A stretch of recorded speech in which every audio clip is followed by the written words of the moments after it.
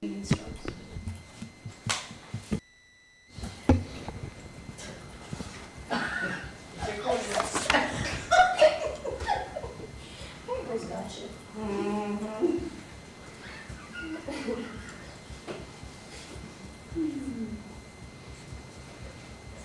not working? YouTube's not working? It is? Okay. I'm trying to sign in. Oh, okay. Yeah, I'm here. 1,400, 1,600 copies in there. That's it.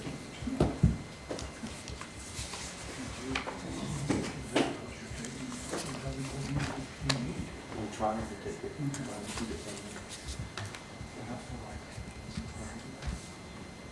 Probably 3,000, 4,000 calories a day. It's just starting to make sense now. It has an adverse effect on angel. Yeah. Yeah. He tells the truth about us.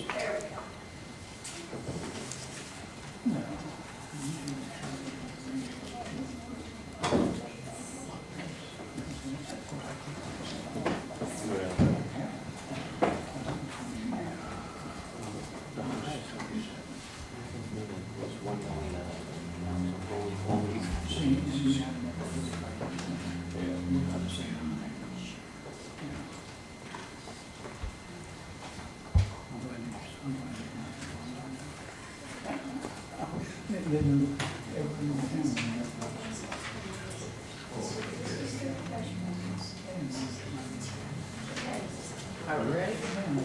All right. All right, I hereby call this meeting to order. Please rise. Nick, would you have our prayer voice, please? Father, we thank you today for your grace and your mercy and your love for us each. And we just ask that you would be with this nation, my Father. There's so much uncertainty that's going on. Be with our men and women that might be in harm's way, God, that you'd build a hedge about them, protect them, and truly bring them home safe. Guide and direct now, and we just thank you. Ask you, Father, to lead in our mind of thinking so that what we say and do will bring glory and honor to you. For we ask it in Jesus' name. Amen. Amen. I pledge Allegiance to the flag of the United States of America and to the republic for which it stands, one nation, under God, indivisible, with liberty and justice for all.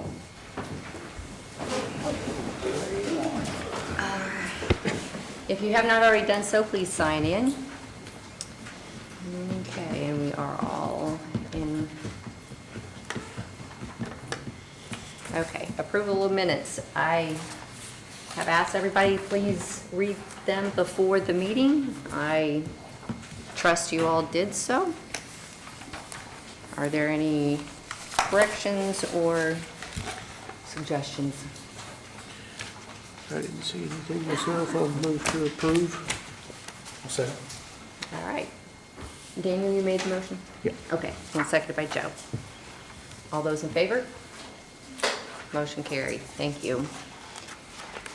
Okay, monthly financial reports and claims. A copy of the schedule of balances. Expecting funds to be deposited.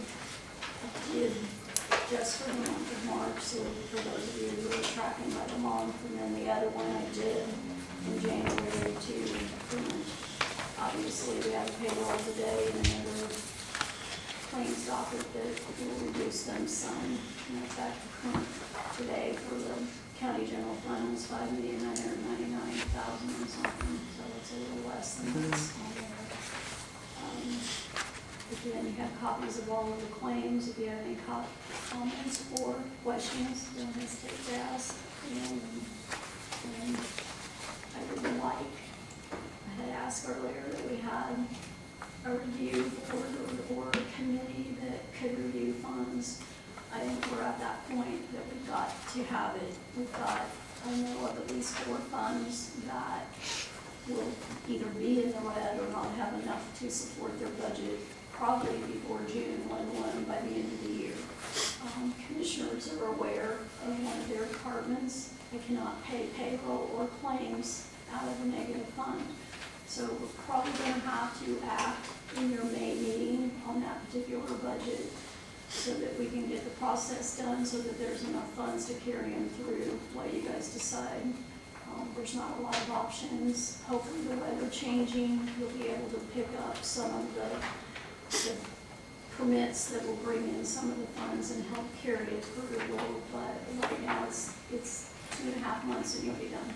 I know the commissioners were talking about raising permits, and has that been discussed anymore? Yes, it has, and it's unfortunate that we have to do so, that we're gonna have to do so, but I don't even think with raising the fees, it's gonna be enough to support the budget. So, I mean, it's gonna help. I just don't know sure if it's gonna support the budget.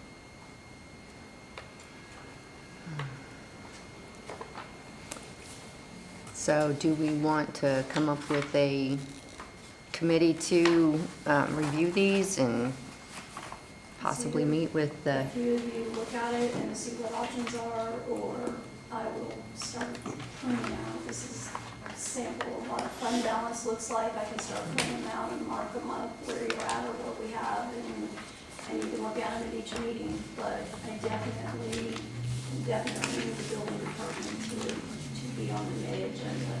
Yeah, we'll have the proposed increases at our first meeting in May.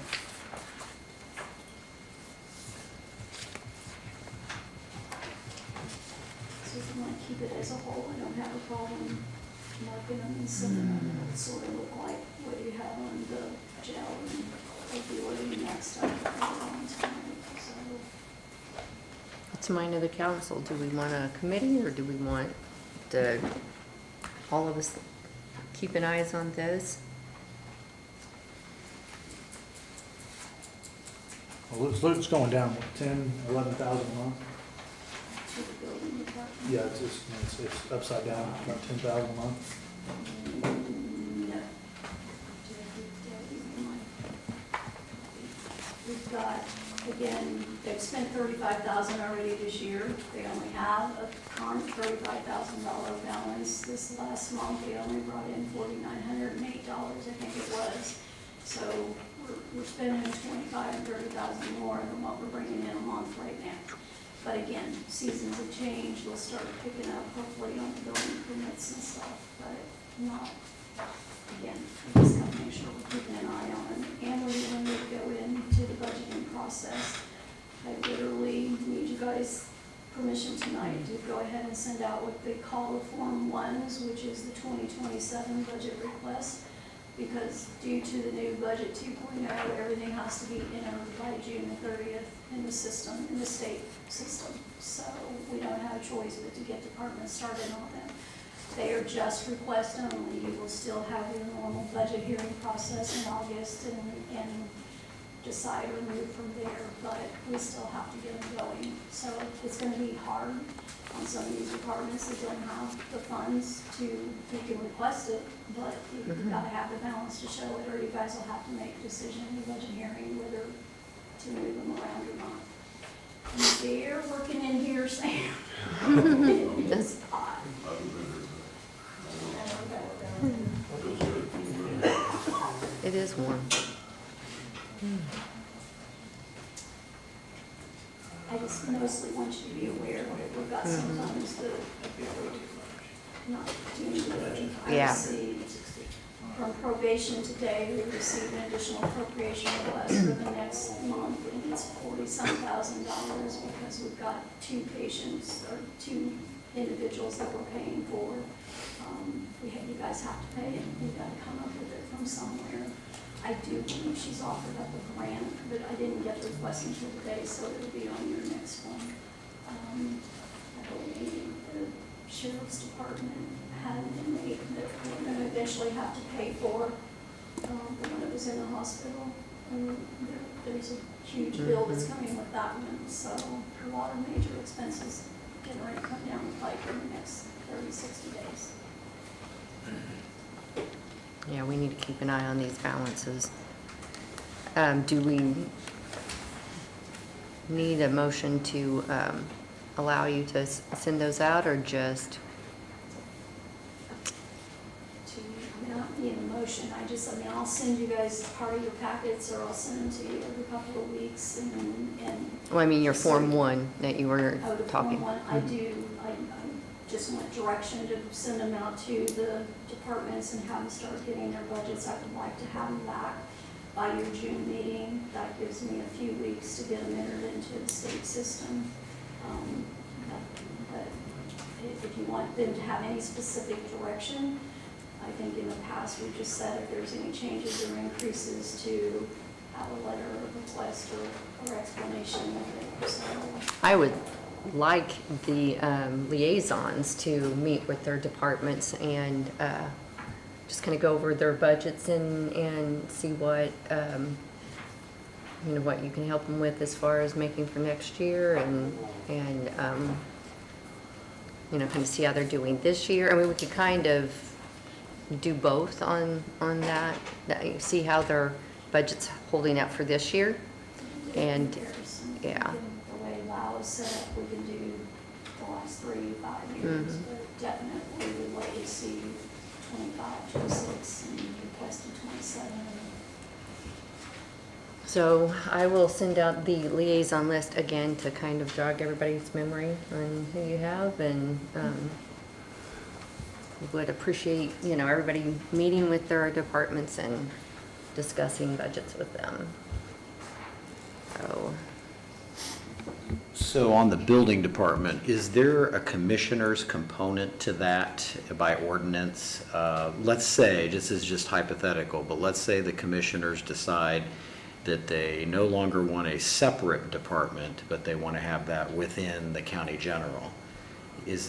Are there some past ordinances that may need to be repealed, changed, that kind of thing, in order to codify that, would be my question. The original ordinance in 1992-10, to be exact, was that when the building department was formed, that it would never be in the county general Okay. fund. It would always be self-supporting or be closed. And that ordinance has been updated a half a dozen times, but that verbiage has never changed. It's just been the numbers that have gone with it or specifics that they've changed on it. I can pull the last one so that we're prepared, and Tom had some new information that he was going to send out on the building department, so that's another component to go into it, but it is an ordinance change, an update that needs to be made. So the next question then that I have is to the commissioners. We're getting down to the point here where some kind of action's needed. Are you guys, is this on your agenda? What's the timeline as far as making your decision on what direction you'd like to see taken on that? In May, next month. Okay, so it is on your radar. We know we're going to increase some of the fees, but the increase of the fees, I don't think will sustain the budget. I mean, the work's taking off and stuff like that, but we can't guarantee that the rate increase, we don't really want to do a rate increase, but we have some pretty low rates anyway. Even with the rate increase, I don't believe it'll sustain the budget, so, you know, where do you cut from to catch the shortfall? Or do we come to you and say you got to fund it out of the general fund? And I don't particularly have a problem with, you know, a fraction of the dollar, Yeah. you know, because it does bring in revenue. It's not a zero thing. Right. So, you know, it would become miscellaneous revenue for that department, and the expense would come out of a departmental item from the general, let's say. Whatever the difference is what we're actually paying, you know, the cost.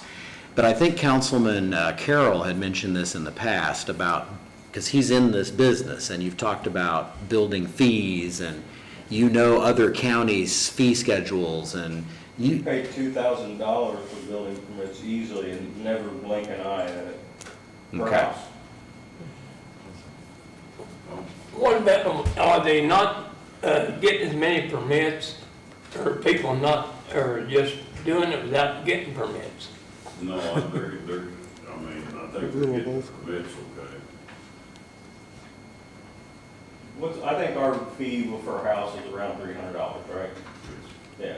And I'm not, $22,000 to build a house is pretty standard across. Up north, it's almost $10,000. Wow. $10,000 in Carmel and Westfield and all that to build. But they have the nicest place around, so if you want to look at something, that's why. I mean, we could, once we have the rate increase for May, we could play it out this year, Anton, to see what it brings, what revenue it brings in, to see where we're at, maybe towards more than the end of the year, to see if it's sustaining itself, or might have to ask for a little additional cost to help cover the expenses. So we might have to play it by ear for the rest of this year. And then for developing a 27 budget, we're gonna need a final answer by then, Well, because we'll need to know what to set up. yeah, you're whether gonna it's a have to separate have fund that in or- your budget, yes. Yeah, or if it's in the general, Right. Our so. building inspector is full-time, is that correct?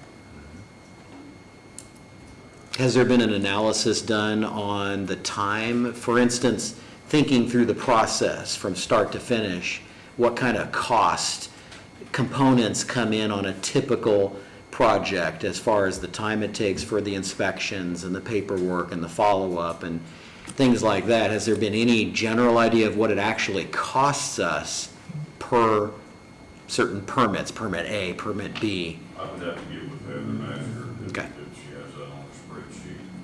Like, you know, how much time he spends out on this permit and this, the cost and stuff like that. Because obviously that could be a good indicator as to where the fee might need to be, you know, to get close.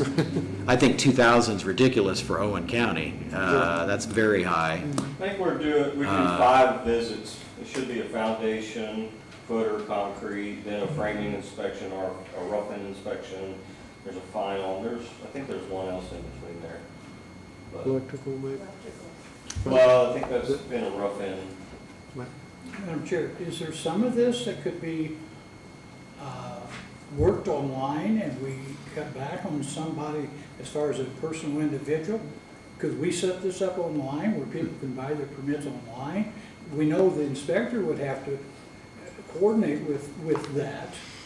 But then again, it'd be better than shutting the department down. Oh, yeah. And I think that's what I we're don't- looking yeah. at, because we have vowed, I vowed, that we would not fund that thing if it didn't take care of itself. And so, I mean, I don't know if we forgot that vow, but that was there. So if you look at the screen in front of you, it shows what, you only brought $97,100 dollars in all of 2025. You give them a $140,000 budget. You were already falling short just there. But there was a change in the last year because there were 2 other funds that were helping support that Right. over the last few The storage years, units and was a big now part. those 2, between the mapping and the storage, has gone away. So that's where your imbalance is. Let's just hope it's a good year and people will build and you'll bring more money in. Wait, just- Again, currently, you've only brought in $35,264. So let's hope again. Who's the liaison? Who's the liaison? I can look it up. Okay. So Oh, okay. again, my issue is we cannot pay anything if the cash balance is in the red. Right. So I would rather the council go ahead and make a motion, let's put a little bit of money in there to carry them. So, because we have to do additional appropriation requests, we've got to go through the hoops still, so it would be your May meeting before we could do anything to give them. You could also add to that motion that that fund is only used if it will cause the original fund to go in the red. You want to use the 4908 before you use your county general fund.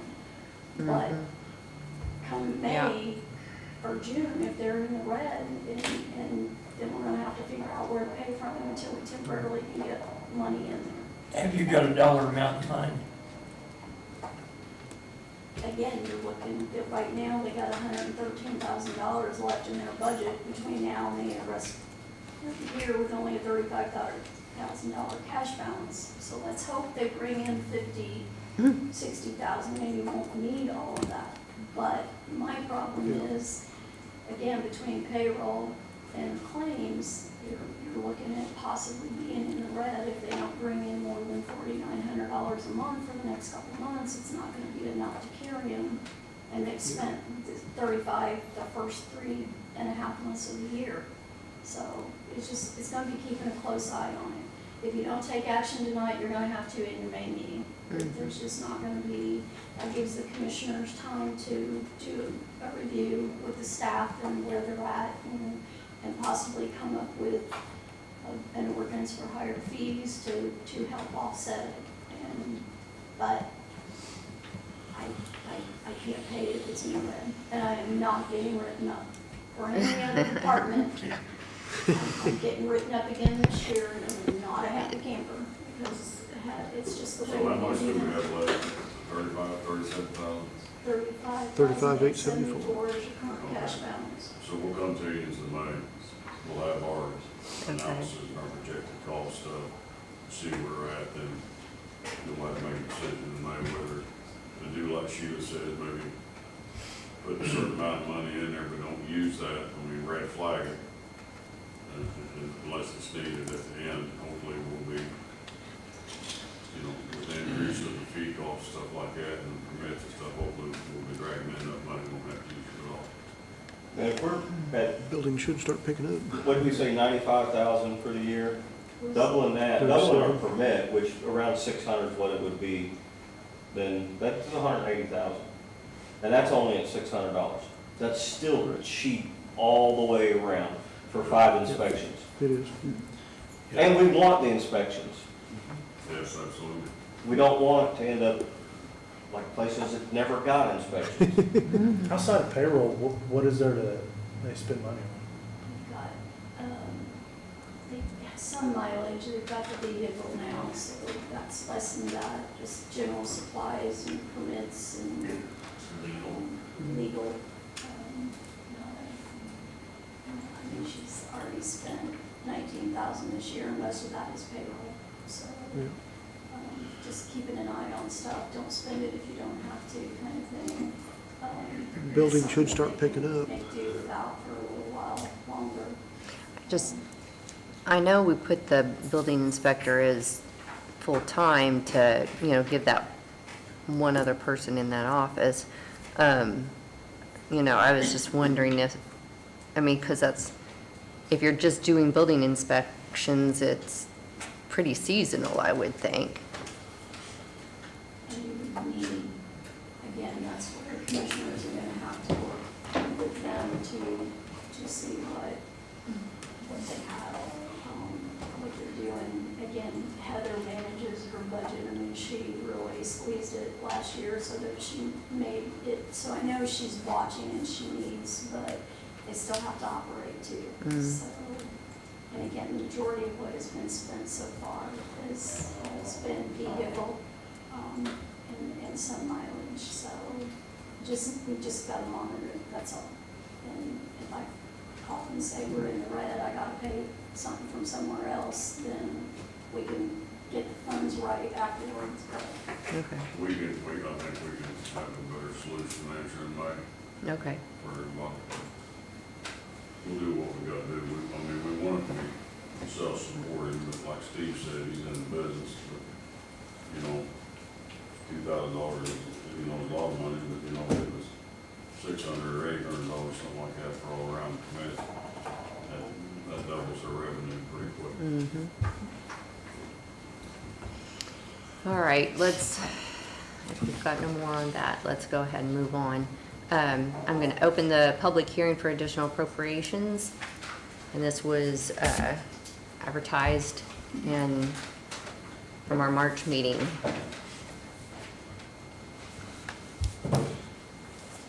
So for the auditor's part of that, for the full-time position, we're already several months into the year, so the full amount that was advertised is not actually needed. I did the math. We have about a little under 9 months left here, maybe a little less than that by the time you get it advertised and filled. But I'm coming up with $33,900 for the FICA wage and perf-related costs, $33,900. Now, the benefits package will come out of edit anyway, so that's separate. But, so at whatever point we entertain a motion, I would make sure we use the more accurate amount. All right.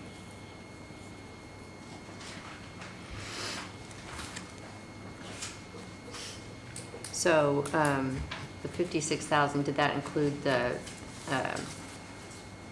perf and FICA? Mm-hmm. Okay, so the 33,000. It did, yeah. So the 33,900, does that include that? Yep. Okay. Yeah. I want to make sure we're comparing apples to apples.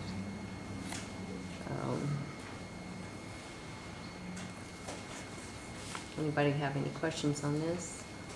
Is there anybody from the public wants to speak about?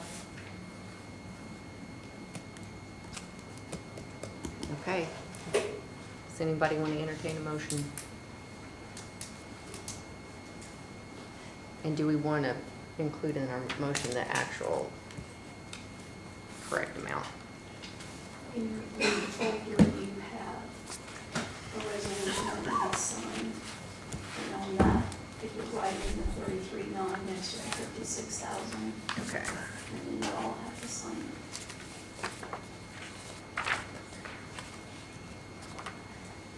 So it's 33,900, correct? Yep. I'll make a motion to approve the additional appropriations as advertised from March, with the county general fund on the auditor being 32,900, but the rest of them is advertised. I'll I'll second. second that. Motion. Motion made by Joe. Who seconded it first? Second by Burl. Any questions? All those in favor? All opposed? So 6, 4, and 1 abstention. All right, I hereby close the public hearing for additional appropriations. While we're on the subject of additional appropriations, we do have a loan new request down at the, well, I take that back. Got a couple, never mind. All right, on to old business. Jail Project Committee review update. We're kind of in a holding pattern on that, pending our Jeff Peters financial update. So we had a committee meeting, that was Thursday, and some discussion. I sent all of the updated documents, but it's just kind of pending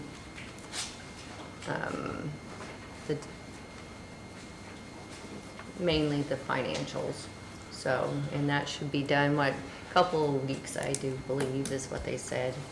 Do you have anything to add, Sam? No, Nikki from works with Jeff Peters stated that in the meeting. They have the numbers. They're working on that. I'm sure they have the numbers back hopefully by the end of this month. They'll present it in the May meeting. See where we're at. And I think the other part, Paula, you were thinking about is just the time it takes to review the property, right? Doing some test sampling, and you did an extension of that particular contract to 90 days, correct? Correct. Okay.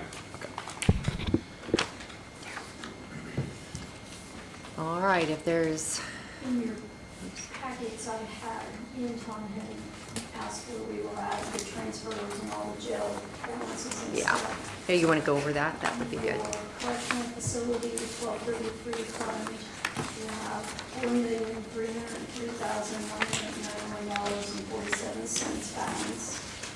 The storage units still to be transferred totals $32,632.71. These all go, again, that will go into 9181. And the current balance in the 9181 is $413,611.20. Those will be transfers that you approved originally out of the 1170 fund, but there were expenses that came out of them. I included the expenses in your packets, So those, as of today's date, are the current balances for the jail fund. Probably will go ahead and email those to Jeff Peters as well. I don't know if it would matter in his numbers if we're gonna get a proposal. I'll make sure he's got updated numbers.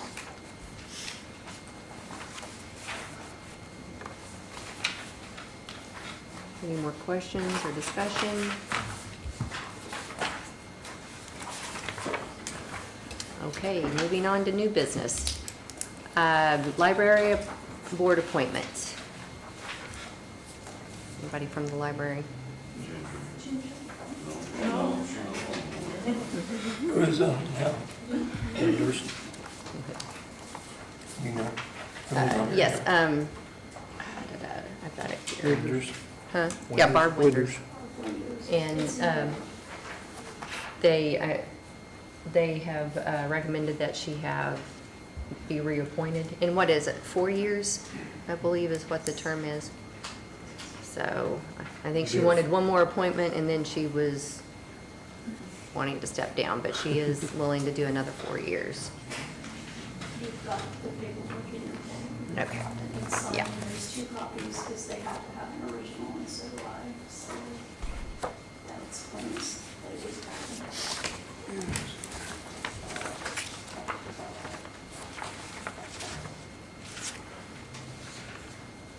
Do we need a motion to approve that? or- Yes. Okay.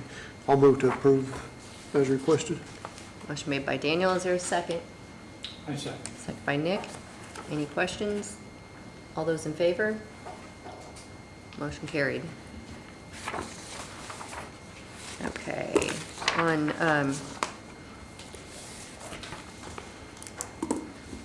where do you want me to sign here, Sheila? It says sign here. Well, yeah, but is it this one or this one? It's like It's both of them. a portion of it, I think on the left side.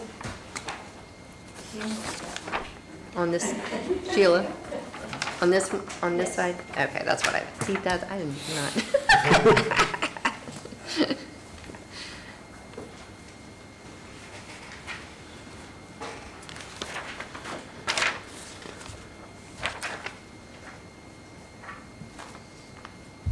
Okay. All right, moving on. Owen County Chamber and EDC quarterly report. Is there anyone from Skip Purdue Extension. the chamber? Purdue Extension, she handed out. Oh, okay, that's all Yeah, she was that's doing. all, so she's been taken off. Okay. So, okay. I think you all got the printout Clerk. for the quarterly report. Yep. So on to the clerk. I will note that at your May meeting, you will have the tax abatements. Marcy has requested to be on the agenda to Okay. bring for you guys to approve those.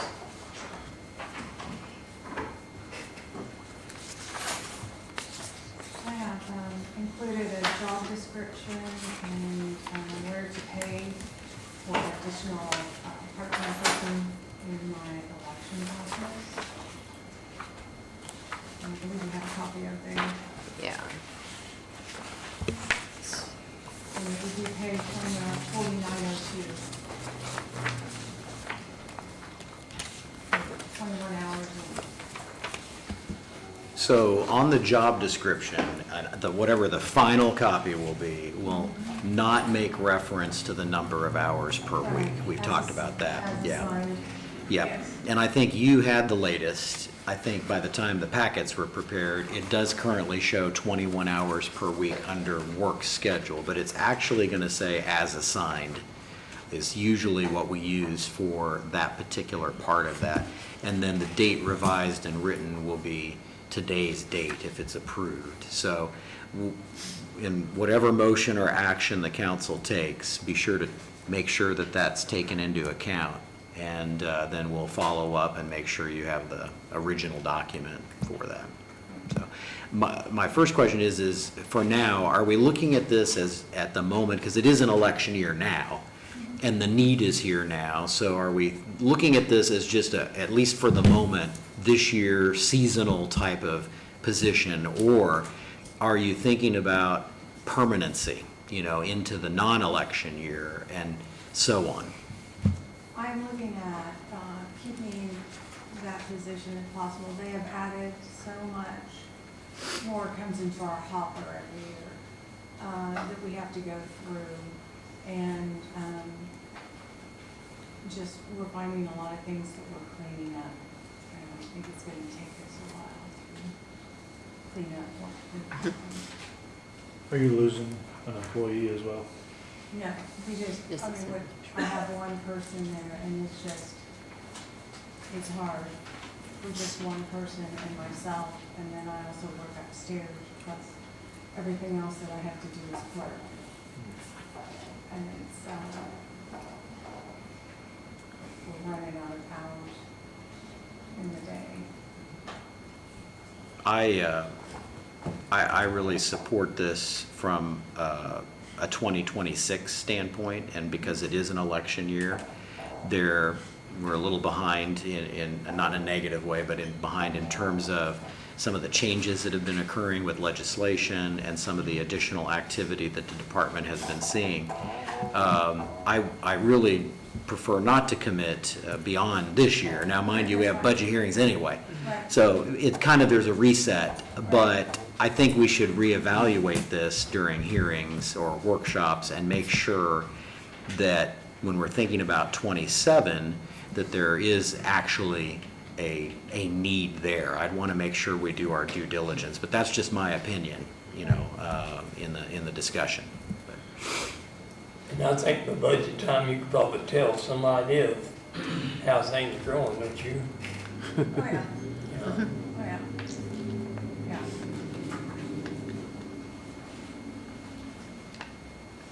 So any other discussion or questions for her?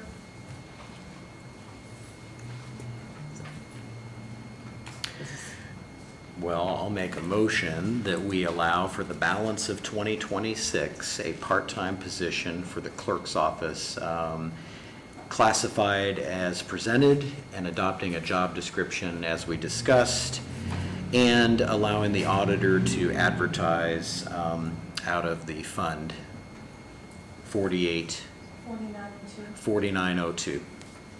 Motion made by Anton. Is there a second? Second by Daniel. Any questions on this? All those in favor? All those opposed? Okay, 6-1. Or, yeah. Okay, thank you. Okay.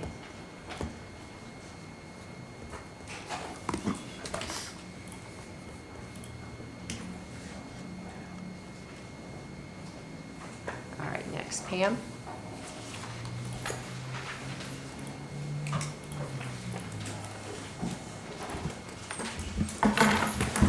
Good evening. Thank you for giving me a time period on the agenda.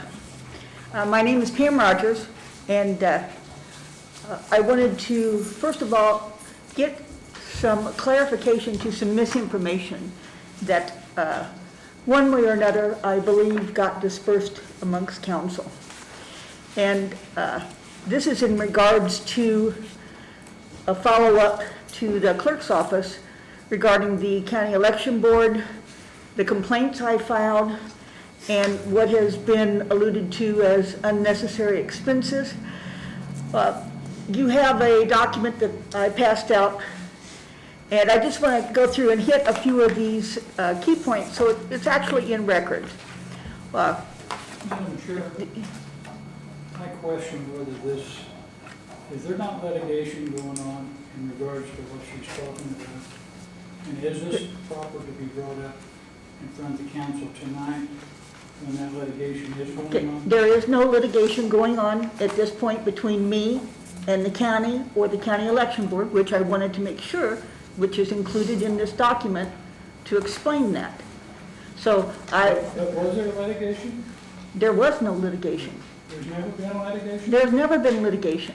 That's why it's very important that some points be clarified, and so you understand the status of what has occurred. That does not mean that there won't be litigation in the future, not particularly by me, potentially against the county election board, against candidates, but I'm not involved in those matters. There's no suit filed. There's no action between myself and the county election board or any candidate. My question is, then, why did we appropriate $20,000 for an attorney for legal fees for the clerk's office and the election board? And if you'll let me speak, which is why I'm here to clarify this, I can answer that question for you. I am on the agenda, and Go ahead. so instead of just touching the high points, I will go ahead and read this then, so there won't be any further misunderstanding. The clerk made a request for appropriations to address legal fees that the county election board was incurring to obtain counsel and direction. Okay, 2 people filed challenges, not just myself, the GOP chair and myself. Now, I can't speak for the clerk's office, but I believe she did that at the previous meetings to explain that they needed to obtain counsel, not just regarding the complaints that were filed, but to get direction as to how to proceed with what they're trying to fix and go forward with. And again, I'm not trying to put words on her mouth, but there's more going on than just my complaints that were filed. Okay, I had not considered running for the county surveyor, and I have very little experience with politics and processes. It was suggested that when members of this county said, in order to make a change, you need to put your hat on, you need to run, it was suggested that I go in and I review the records that we have from all of you sitting at this bench who have filed in the past, our other officials and other people who are running, to see what their forms look like. That gave me a little bit more information. When I did, I found discrepancies, defective and delinquent documents, so much so that the election office really couldn't answer and explain why these had not been caught in the past, or to even know that they don't have the staffing to do what was required to be done. So this started a process. And the process is, this is not just because me, one person of the public, is making a complaint. They're actually obligated. So it's my understanding that law sets out what they are supposed to do, what they're not supposed to do, who's supposed to review what records in what time period, send letters out. They didn't have the staff to do that before. And once we started looking, I found tremendous discrepancies that have been addressed and dealt with as best as possible at this moment. Okay, and as a voter and a taxpayer, I believe elected officials and those considering public service should be able to read, follow simple instructions, and be held accountable for financial records when these documents show missing monies and undocumented transactions. So a red flag went up. Now, during the prior meeting, Mr. Fry made a comment, and I actually put a quote in here. Mr. Fry said, "We're spending a lot of money from, people trying to ruffle feathers and be thorns or something." And that was, without mentioning my name, it was directed towards me. I'm not doing any of that. I'm not ruffling feathers or being thornful.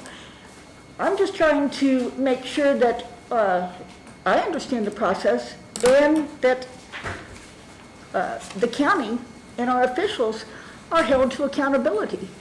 It's concerning when you have a form that requires you to, under a sworn statement, say that you've read and you sign off that you've done 1 through 12, and you don't even fill that portion out, then you're not held accountable for that.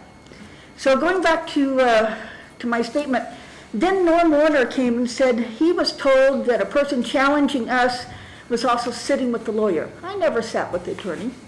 I did have a phone call with the attorney, twice. And the attorney, in the conversation, was not him giving me information or supporting my cause. He voiced concerns on how much money was spent on the representation of the challengers, is what Norman said. Norm was sent a letter from the CEB that his documents were defective and he would be fined, and there was a deadline set down that these documents had to be amended. To date, as of Friday, they've never been corrected or amended. This isn't me or the public that's the issue here. It's our elected officials, those running for office, who do not take the time to read what they're signing. Council should be aware that under a letter request to confer, I wrote a letter to the attorney. And when there is potential litigation being considered, if you request a confer, that gives you a chance to meet, which is what is not just recommended, but it's a requirement of judicial process for both parties to try and mediate or to come to some agreement. That's exactly what we did. We discussed specific details of the Can 1 challenge and possible outcomes to save this county unnecessary cost and litigation. 6 challenges would not have been necessary had the candidates followed state statute and rules. 1 challenge required the CEB to make a finding of fact as to what was even qualified as legal residency in a very unique situation. The outcome of my challenges and my complaints that I filed, in our discussions, I was happy and satisfied that, hey, we all make mistakes, and I'm not trying to beat a dead horse here. This council appropriated money to give the election department money to cover counsel that they needed. Now, had I gone ahead and filed with the court, there would have been additional litigation cost. And when you read my document, I go in to say it's not about someone trying to win or who's right or who's wrong. It's trying to make things better. So the state requires the CEB audits these filings. It's not me. It's not because there's a complaint. Diane will tell you this. They've learned that when these documents come in, they have so many days. They're supposed to be reviewed. We haven't had enough time or manpower or even assistance to know what they're supposed to do or not do. That's changing. I provided you with a copy of the finding of facts. So that was sent out ahead of time. So each person, there's a finding of fact. And when you review that, although you may see that, okay, there were 3 people that were removed from the ballot. The other persons on that list, you'll see comments ranging from like a disagreement with the statement to comments that there will be additional hearings, that there will be additional requirements for these people to correct their documents. And if they're not corrected, there will be additional action taken. So that's beyond what I'm doing. This is now the CEB is implementing what they're required to by law as to managing these documents. And I brought you all have a copy, so you have 2 copies of what we're talking about. We've got a CFA 1 and we've got a financial. Joe Fry, he knows that I'm handing this out. He didn't get a letter, but here is an example of his most recent CFA 1 filed, and there's 7 blanks that were not filled in, all the way from who's the treasurer. If you read the fine print on this, it says if you don't fill these out correct, there are criminal, civil, or different types of actions that can be taken. You get an opportunity to amend things that are wrong. All we're trying to do is say, hey, you guys are filling this out, why aren't you reading it? And then on Joe's second page, on his CFA 4, that's your financial summary, he goes in to say, hey, I have no money at the beginning of the season. I took no money in, I spent no money, but now at the end of the year, I have $282.77. So there's a discrepancy on his financials. And I know you're a smart dude. You manage millions of dollars. these are mistakes.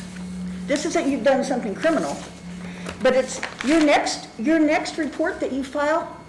If they don't come in and help you to say, hey, this is wrong, you've got 282.22 here, or 282.77, then your next report, so it's a domino effect.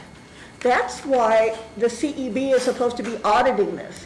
It shouldn't get to this. Your party chairs, each of you should know how to fill these out. But if it's a simple mistake, there's opportunities to fix some of these. In some of the instances, a CAN 12 was never filed. That person was immediately removed from the ballot. That's not me ruffling feathers. This is saying, hey, people are not taking time, and it's our officials, it's who we elect into office. It's startling to sit down and see the discrepancies. I have some people who are in office right now who have amended the same document 3 times, changing the numbers, changing the dollars, and it's still wrong. So, and these are the people that are controlling millions of dollars for our county. So this is concerning. This is exactly what the citizens are supposed to do. We are supposed to be engaged. So our citizens and taxpayers deserve to have our officials and candidates be held accountable and to submit truthful, complete, and accurate documents. Now, on a bright note, I chose not to pursue action against the CEB because it was demonstrated that they were getting support and help, and they were going to make positive changes. That's not about ruffling feathers or being a thorn or winning. It was to bring public and official awareness to the long practice in this county of giving a free pass to our officials instead of holding them accountable for their actions. And I believe this is a positive outcome for all. Now, I'm positive that there are unresolved and pending CEB complaints that will result in further hearings, maybe in this next month. And as a courtesy to those who are very aware of their significant violations that involves a multitude of officials and their party documents, I'm not going to go into the details with council, but feel it was only appropriate to alert this council to matters that are still unfolding that will most likely result in additional need for counsel and funds. Now, it won't be with me filing litigation at this point, but it may be from others. So I did my due diligence in explaining this process, and then I included a second person. This is Polly Chessers. I just randomly picked 2. Hers is done correctly. So they're simple. I think Joe's, he just didn't read. He just skipped over and didn't read, and they require everything to be answered. So going forward, I think we'll see changes. Okay, now moving on to my, I'm sorry. Pam, it's 10 minutes now. Well, I thought that was 10 minutes for each, so I have 2 agenda items. Well, is there any way that we can, well, I mean, let's put this on, the rest of it, let's put this on public comment at the end of the Okay, because my meeting. next thing is specific to the jail land. Right, so let's put that on at public comment at the end of the meeting. I mean, because we still have quite a bit of Okay. meeting left. Right, so I'm sorry, when you said 10 minutes, that I had 2 I just agenda meant 10 items. minutes altogether, so Yeah, I should make myself clear, so Yeah. I apologize No about problem, that. so I'll come back at the end and submit the rest of this. Thank you. And I'm sorry, you had your hand up, sir. Did you have a Do you have question a for me? question, Nick? My question was, the county election board is a legal board. Was all this taken before the county election board, and was their decisions made by them in regards to all these documentation problems? Do you want to answer that? The challenges have been done and we're in the process of the others. The problem that I'm running into, I've got one person. We're trying to get an election together. This is not a simple process at all. Ma'am, do you think that they done that intentionally to get by with something? Look, she can't. I can't say She can't what say that. anybody's intent was, but I can say that there are persons who didn't fill out very important questions and left them blank. Okay. Is it intentional? Can't say.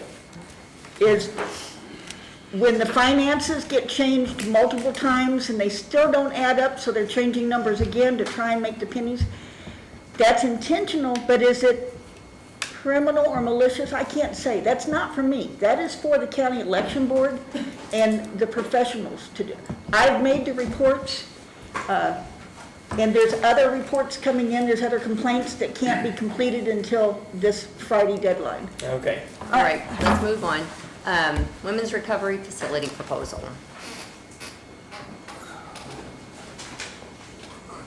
So originally, when Bill and them were before the commissioners, it was agreed that they would be on the agenda. Unfortunately, due to timing, I didn't get them pulled off, but Bill was offered to kind of review a little bit anyway. So I have documents for you each.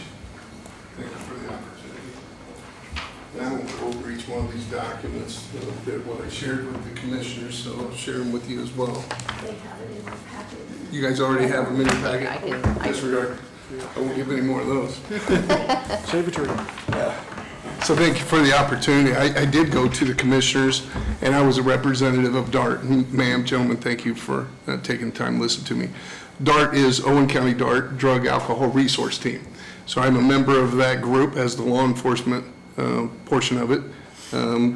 We have Hamilton Center, which is represented here today, also Centerstone and several other organizations within our community.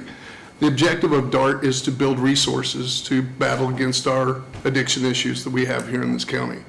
So this is what we were trying to do here with this women's recovery group, is build one here, an opportunity. So we went to the commissioners with a proposal that you have in your packet, and also a business plan.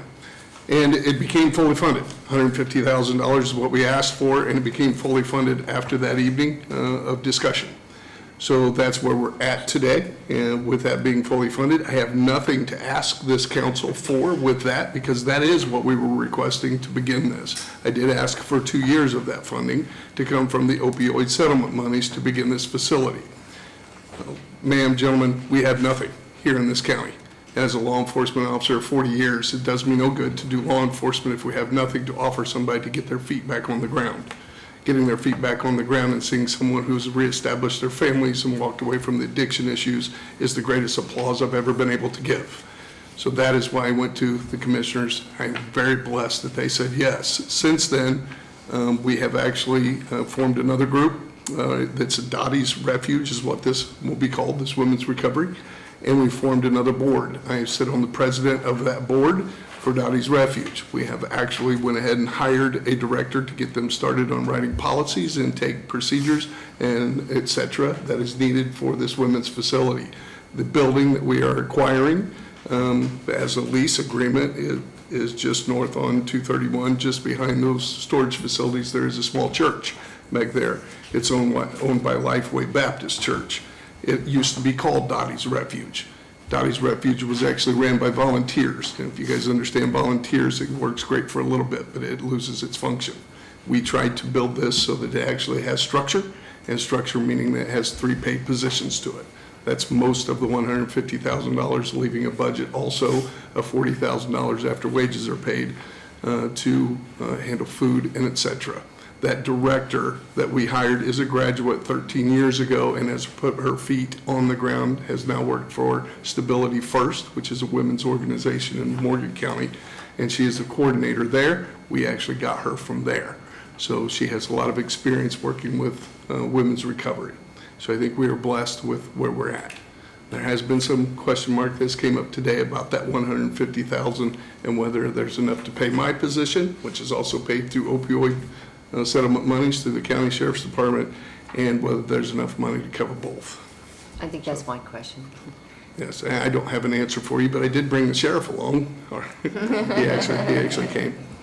I think it's a wonderful, wonderful organization, and I fully support that. And I think my question is, I want to make sure that the DARE program is fully funded, because I feel like our priority is, in the schools and stopping this before it ever happens. And mean, I'm totally on board with this. I just have a question. I just want to make sure that we've got enough opioid funds to cover both, because the DARE program is excellent. I think you guys Well, have thank you. done wonderful with that. And it's very, very important. Also want to keep in mind that his position also is the pathway program for the high school. So the money also covers that, which is a huge benefit for multiple children, not only while they're in school, but after they graduate. So that his salary is also paid, pays for that program as well. Sam? The $150,000 that commissioners put up does not come from the opioid money. We have some money left over in a few different line items that we're gonna take to pay for the upfront money. So the opioid money that's there is still there, okay? Now, we're getting some opioid settlements in, is that correct, Sheila? And so, my question for the council would be, the commissioners put up the $150,000, not from the opioid money. So his position is number one, has to be paid on the bill and the program the sheriff, and then they got established. They needed $150,000. They didn't need quite that much to get through this year. Is that correct, Mr. Brown? So because we're starting here in April, the salary for the director would start, it doesn't start in January, so we'll need all of that to get through to December. And then later in August is when I expect that this is up and running. The coordinator will be paid then. And then the house mom will be paid at basically the same time they will be hired. But the 150 in first year startup, they still have to paint, they still have to make sure that all maintenance is up on there. They have to get furnishings and things like that to be functional. So I do expect that money is going to be used that we have in gap of the salary, but I would hate to take away from that opportunity to grow this. They are working with Owen County Community Foundation to write grants and et cetera and get some other income to come in. Hopefully this thing is self-sufficient. I asked for 2 years to get this thing off the ground, get it stable, and have every ample opportunity to make this self-sufficient. And I do expect for it to become that way. Stability first in Morgan County is what we're copying after, and I'm actually taking good counsel from Robin Wannell over there. She's the executive director over there, and the prosecutor and I have been there, visited that, has a beautiful facility. That is the goal in mind, to build after that. The relationship between our director and Robin Wannell is excellent, and I believe that we're going to get that accomplished. But I hope that we don't take away from that 150 and just say salaries from April and August is what we're paying for. There's many other needs for startup money. Right, and I was wondering, since the $150,000 is there, guaranteed for them, the opioid money hasn't been touched. But they need like a 2-year commitment to get this program up and running before it try to become self-sufficient, maybe in 2028, if I remember correctly, or 2029. My question to the council is there an avenue that we can support now for that 2-year commitment to help them, keep them fully funded for the 2 years?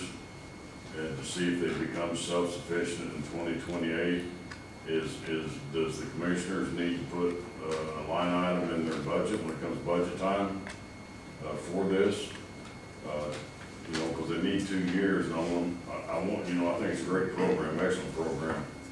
I want to see them funded for the 2 years to see if, make sure they can become self-sufficient, So you are not taking any money out of the opioid to No, ma'am. pay for this? So, can you kind of enlighten us on where, the different line items you're taking from? Sure, you'll know Thursday night, the commissioners meeting, we'll have them for you. But we didn't take it down from the opioid money. Okay.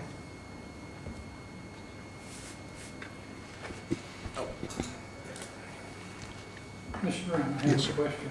Yes, sir. Pastor, is this plan and program tied to churches as well?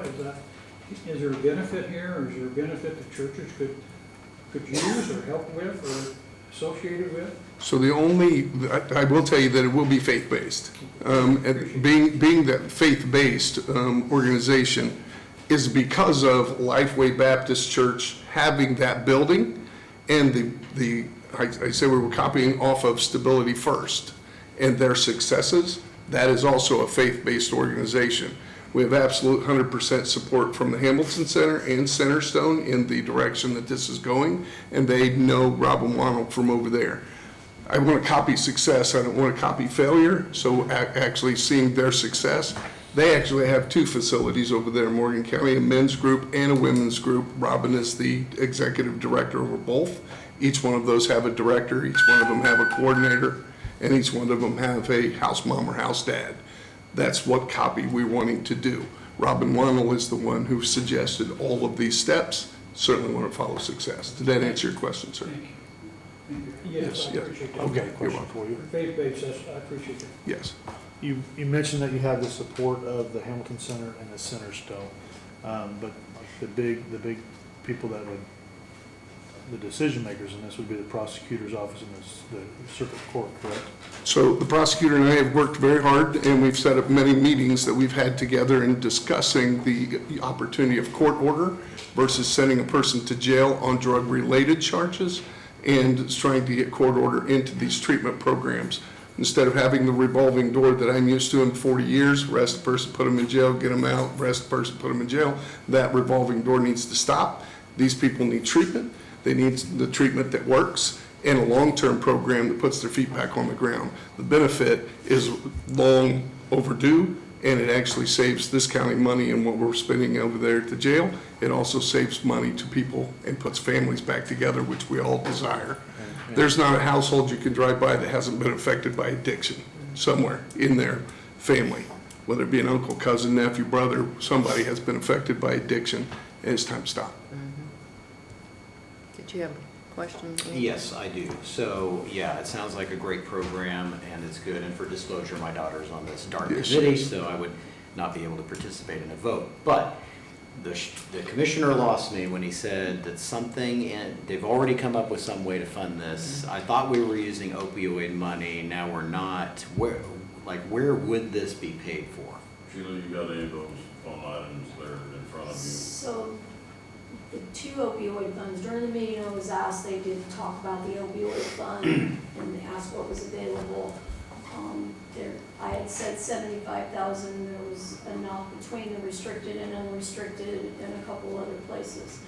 The commissioners also had funds left over in their 2025 budgets that were carried forward that could be transferred to this. They have a few line items. I couldn't tell you exactly which they are right now, but it was It's not in their, voted on. in their budget then? Yes, it's within their funds. So I can't tell you exactly which ones. They've got to vote on it Thursday night, where we're gonna pull that 150,000 from. They've asked that it be sent to the community foundation already, for the full amount.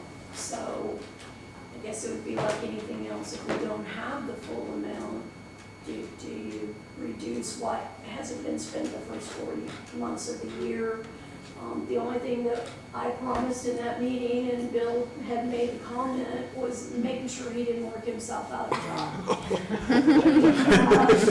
Again, he's already spent $80-some thousand this year, leaves about 80 for his salary alone, 71, 79 if you count the stuff plus insurance. So we have not received our normal yet this year, plus we have 2 pending litigations that we're supposed to receive from. We don't know how much on those 2, and we don't know when. So I would not want to let go of that 80,000 short of being able to find where we Right. funded in the commissioner's budget.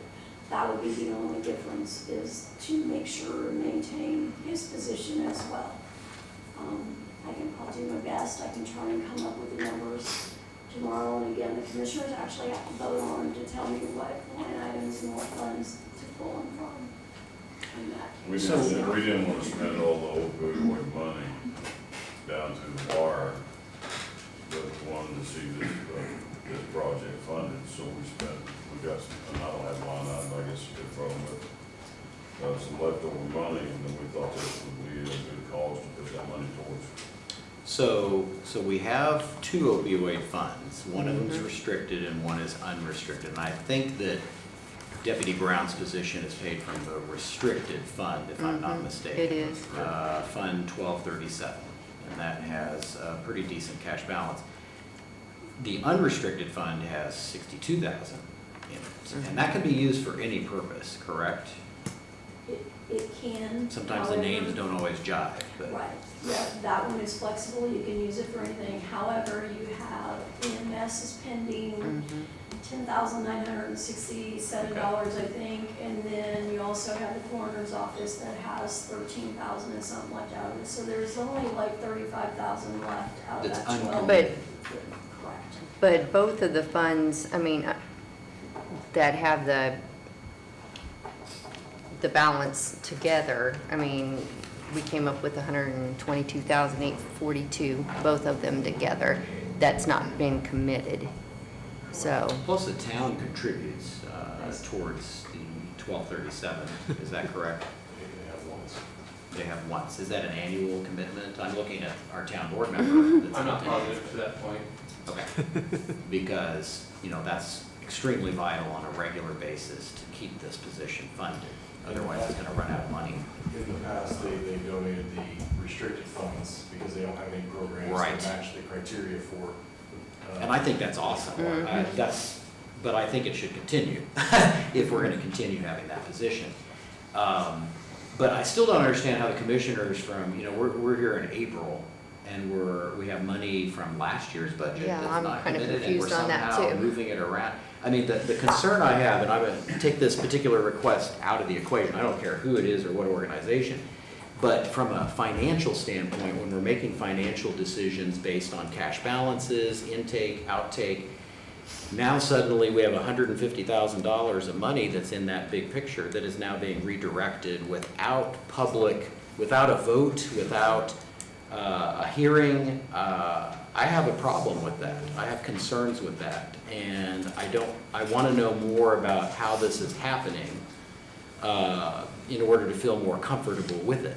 Now, if that's the priority that the commissioners want, and they came here and said, I want to use the opioid money to do it, more power to you. I wouldn't have quite an issue with that, but I do have an issue with other financial elements that are in the whole big picture that we somehow just don't quite have accounted for, have an understanding of. And maybe that's just gonna take some time, but you can see where my concern is with that. So, I'm not particularly comfortable with it until I get some more answers. But again, I don't have a vote in this, I'm abstaining anyway. But I think Well, I don't know that there we're needs to be. at this point, we're voting on Right. anything. We're just gonna, until Till we get some kind of until answers. we get some information anyway, yes.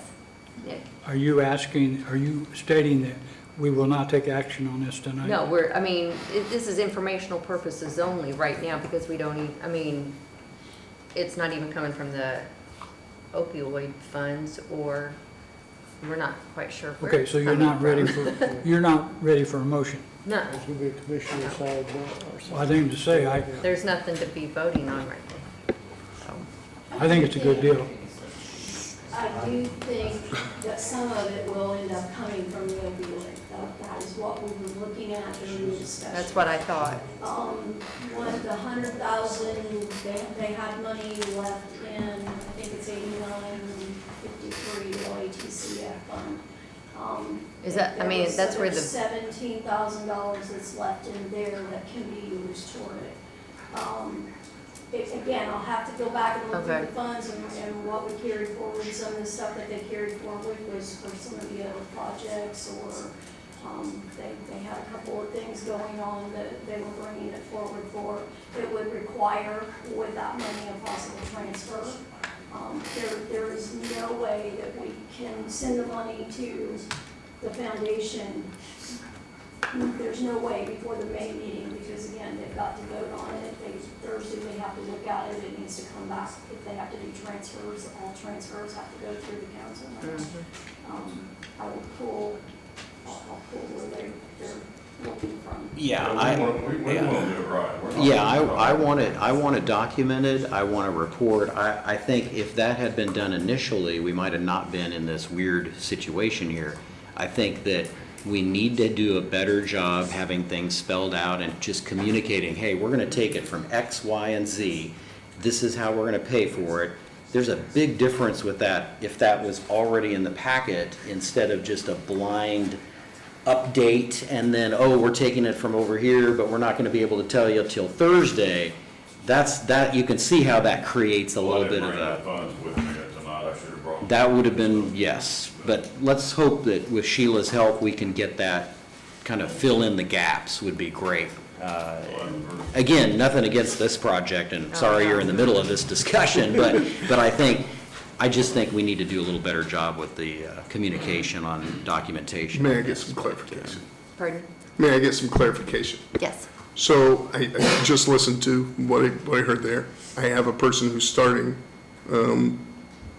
with Owen County Community Foundation on Wednesday as a paid employee of Dottie's Place as the director. Yes or no? So Owen County Community Foundation is going to be the hiring person, and they have said until monies are transferred, they were at the meeting too, so they're like, we will pay them Owen County Community Foundation waiting, and then they'll just reimburse themselves as the money comes in. So we do have time, because Janet has been that she wants this project to go too. Am I okay with going ahead with that plan?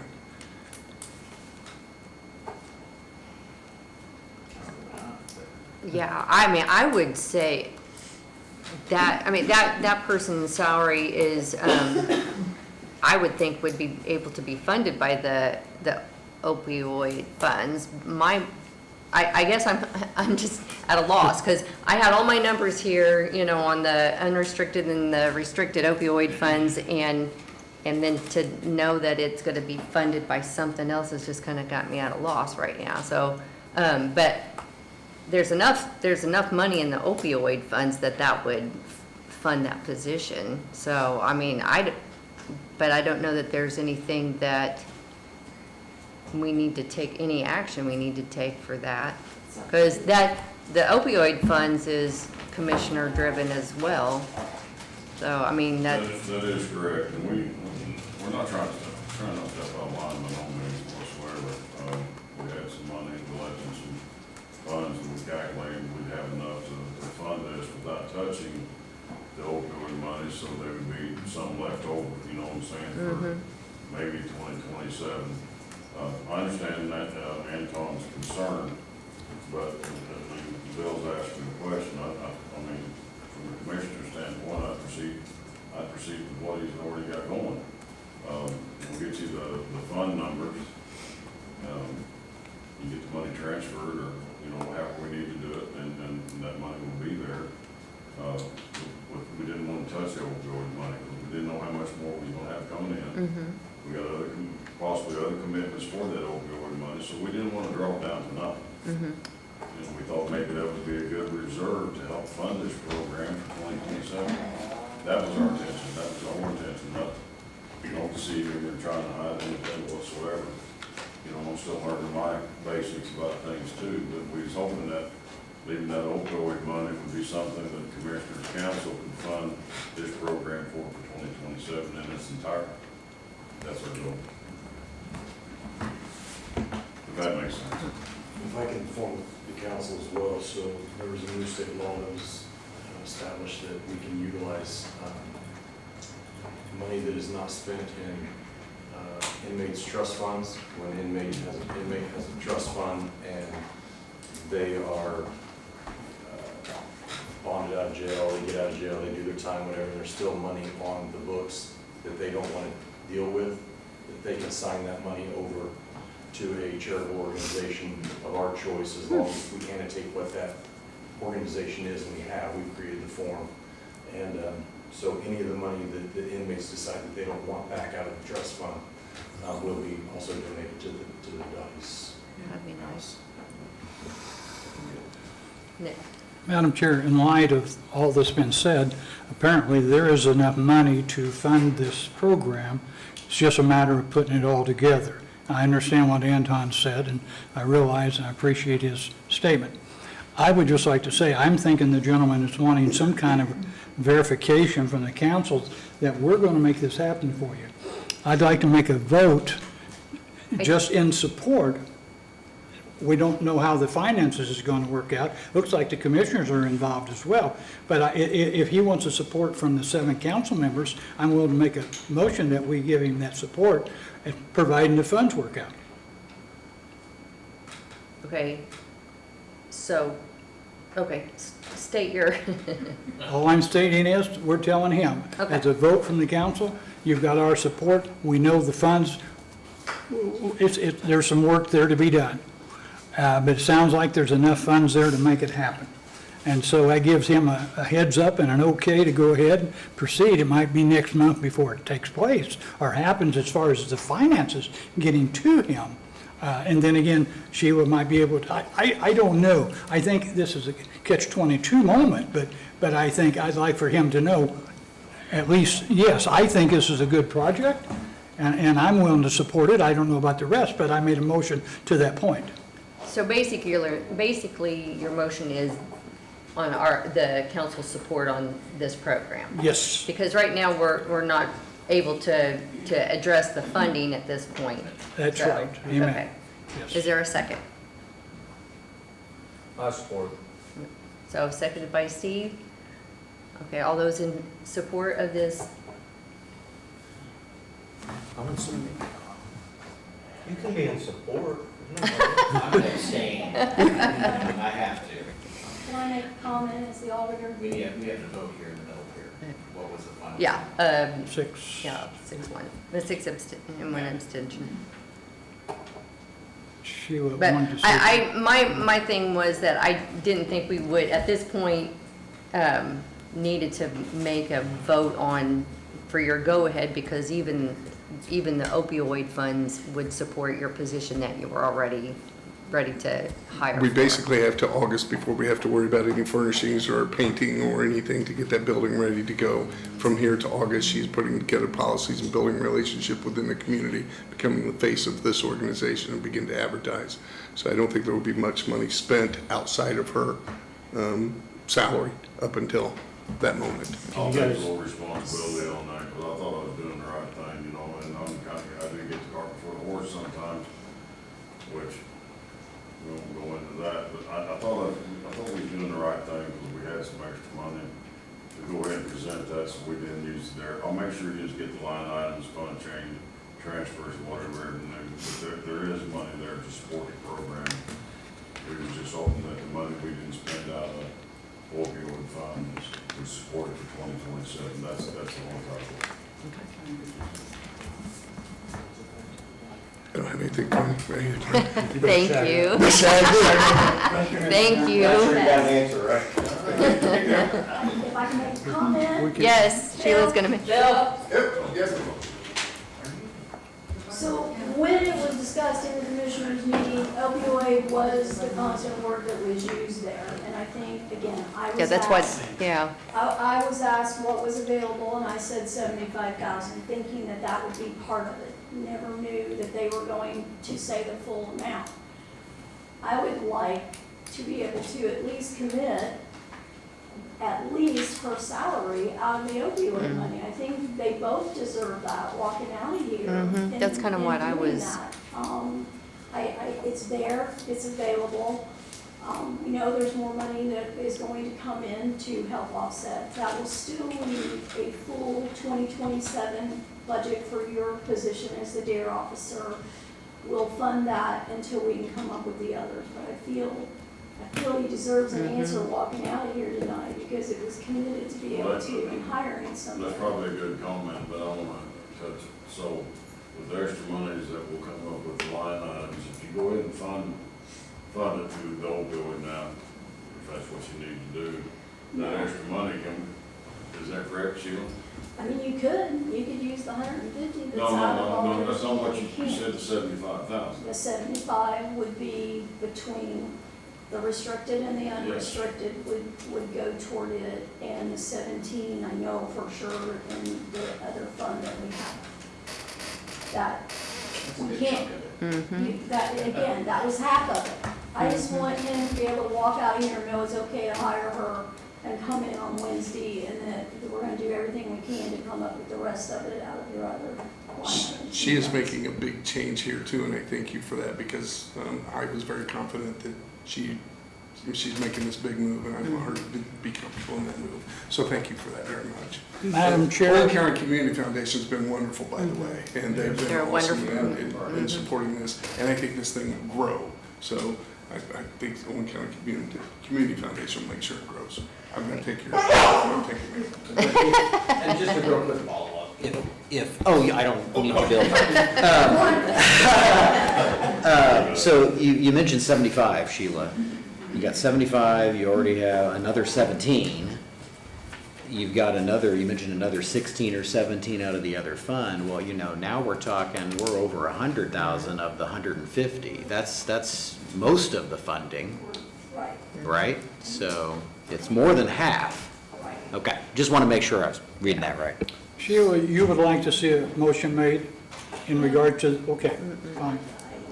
The commissioners will provide those. I will make sure, again, they will be on there. They're already on their agenda for Thursday. Okay. to Ultimately, do the we'll funding hold options and, if we need to go back and I'll look and see what her salary is. Maybe we'll just do the salary out there and pull the rest of the others. But if transfers and things like that are needed, what will come to your name and so. Yeah. Thank you, Sheila, I appreciate that. All right, on to Commissioners' review and requests. I'm wore out, so. I'm just gonna give you an update. Can you? Yeah, can you come up here? Good. I guess that's on, isn't it? Yeah, it is. Not that your voice is, not hearable, but it helps. Okay, I'm gonna give you an update. I'm not asking for anything tonight. I'm gonna give you an update. I talked to the DNR twice about the windows at the courthouse. Joe, me and you spoke about some stuff. I wanna read something to you, that way everybody here can understand. Maybe, if I can find it. How much money did you find? I'll tell you what it's gonna cost. You write this down, so don't fall out of the chair. For new windows, replacement, taking them out, putting in new windows, so on and so forth, it's $540,295.63. It's a lot of money. 14 years ago, you could put them in for $374,000. So I talked to DNR, who is over historic preservation, so on and so forth, to get, her name is Ashley, a wonderful lady. I talked to her again today. My first response from her a month or so ago, the Owen County Courthouse is listed on the National Register of Historic Places, but that listing on its own does not trigger review by our office. As discussed, the window replacement at the courthouse does not need to be reviewed by our office unless there are state or federal funds involved in the project. I mean, you talked about that the other day. So I called her again this morning because, I always put the cart before the horse. I'm not very good at my job sometimes, but my intentions are good. I don't know if I get, a free cookie for that or anything. She discussed with me today. I talked to her in length about grant programs. Me and Joe, me and you talked about this. She said, Sam, it was nice talking with you. As discussed, the maximum grant award for the HPF grants through our office for rehabilitation projects is $75,000. This is a 50-50 matching grant, which will require the county to provide at least $75,000 to match the grant amount, and then anything above that would be considered overmatch and would not qualify for additional grant funds, assuming all the windows are being replaced at the same time as a single project. Okay? The windows that's in this courthouse are not historic. The windows behind you in this courthouse are not historic windows. The reason that we're coming to you about the windows, we've talked about the windows a lot. If that window right there blew out and fell, if Burl would have been sitting there or anybody would have sat there, it would have got hurt. It's a liability issue for this county. I can hear the wind blowing through it tonight. We've had to screw shut a lot of these windows. You can't open them. We're losing upward towards 40% of our heating and cooling. You just know the story. It's a long, drawn-out process. We've got a window design. We took the lowest bid quote. I was told that the windows that we picked out, we couldn't put in here. That's absolutely nonsense. The commissioners are responsible for the safety of the courthouse, and windows fall under that category. It's just a huge expense. But you can't open hardly any of these windows. There's no fresh air in here. So it's something that, we're looking at to try to replace the windows in the courthouse. This is the hub of the county. This is our courthouse. We want it to look good. We want it to be efficient, and the windows that we have here are not efficient. But they're not historic windows like somebody told me that it was, and you had to put them back the same way.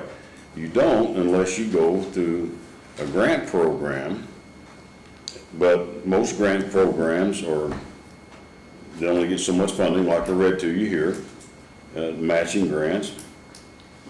Additionally, the use of our grant would require the work to meet the Secretary of Interior standards for rehabilitation. That is a long title. Secretary of the Interior standards for rehabilitation, which means that any replacement windows would be required to match the historic condition of years and years ago. So that's a long, drawn-out process. There's some money, there's $75,000 plus we'd have to match that. But the window project itself is the number that I gave you.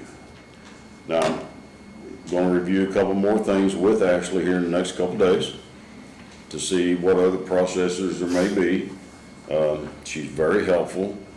It isn't very expensive, and it'd be something that the council will have to decide. I mean, it's a lot of money. Windows are expensive, ain't they, Steve? Very expensive. So in May, I'll come back with you with a follow-up from Ashley. If there's any other type of grant program, historical program, I talked to Jason Kinney, a wonderful guy, wealth of knowledge. Talked to him this morning. He knows Ashley, and he said that is the person you need to coordinate with. So if there's anything else comes up between now and May, I'll bring it to you. Anton, I won't leave you out, okay, buddy? Promise. Left you out earlier, so.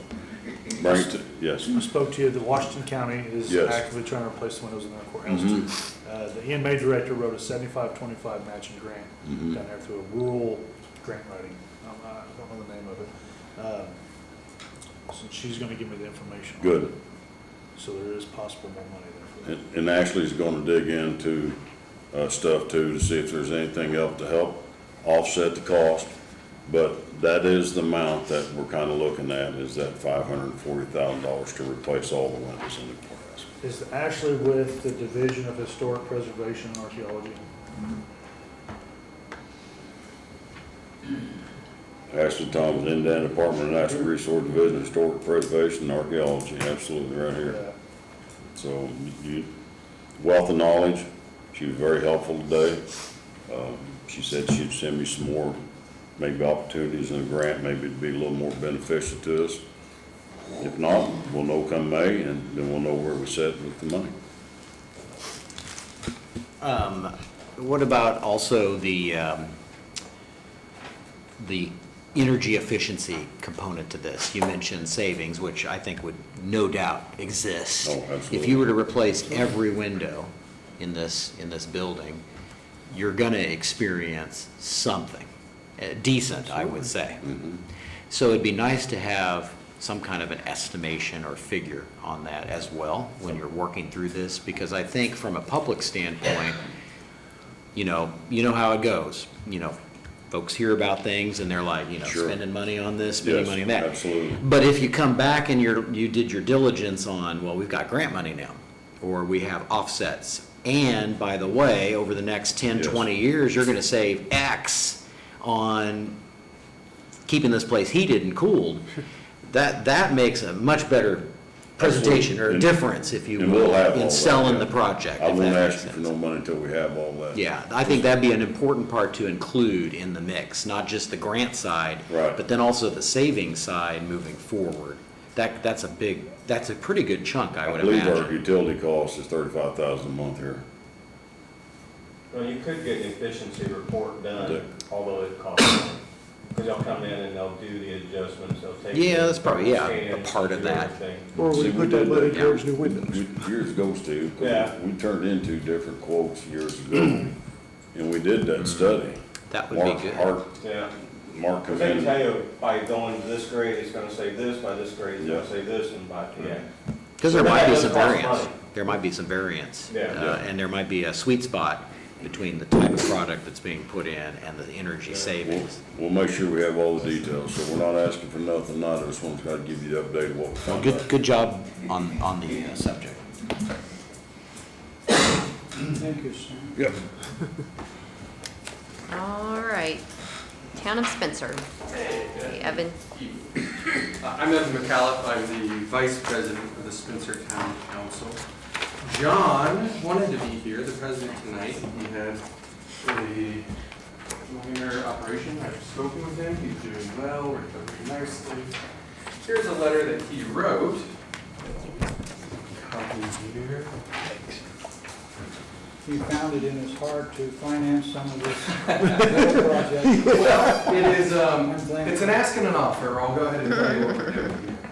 I will read his letter here to you, and I'll try to answer any questions you may have to the best of my ability.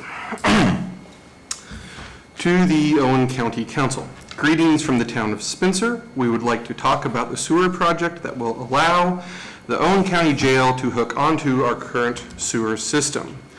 After discussions with the town clerk and our engineering firm, we believe there is a way that will relieve you of spending an estimated $1.7 million for the sewer upgrade on the 5th Street station. We would like to propose that the town of Spencer pay for the upgrade in exchange for securing the public safety funding that has been available to us for the next 3 years at its current rate.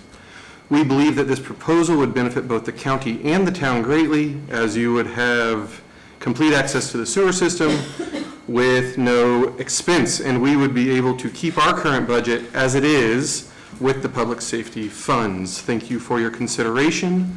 Please give me a call, John, if you have any, you can call me too, but if you have any questions. Sincerely, John Sands, Town of Spencer, and then his phone number is there. So I don't need an answer tonight by any means. I know that's maybe a lot to drop on Is there a you. possibility, is it even appropriate to ask the funds You can ask that are- anything. that are moved over there from the public safety, is there a way to get a ledger of a breakdown of how you guys actually use that?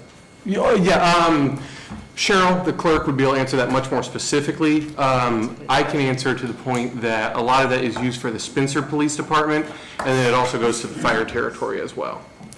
And that's what we primarily use to fund those items.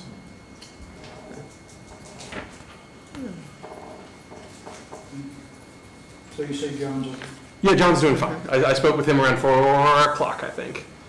Yeah. Thanks for asking. So again, I don't need any motion or anything. We could probably have a work session if you want to hammer out more specific details, I would imagine. Ginger is also on the council. She's here tonight. We're amenable to working with you, and I know it can be a pain to schedule sometimes with everyone's busy lives, but we'll get it figured out. Anton, did you have a question? I was just going to thank you for coming forward and starting the discussion. Yeah. I think we need to take it under advisement, but Great. thank you. All right, yeah, let us know. Yeah. You know where to find us. Yeah. Thank you. On your screen in front of you, it shows that out of the lit public safety, that they get $84,754 a month. Okay.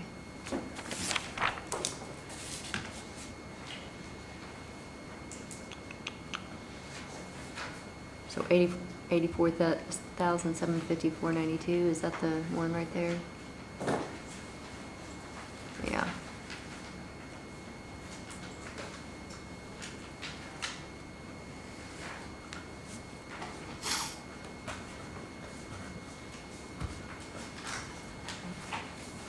let me verify this. Is that Sheila?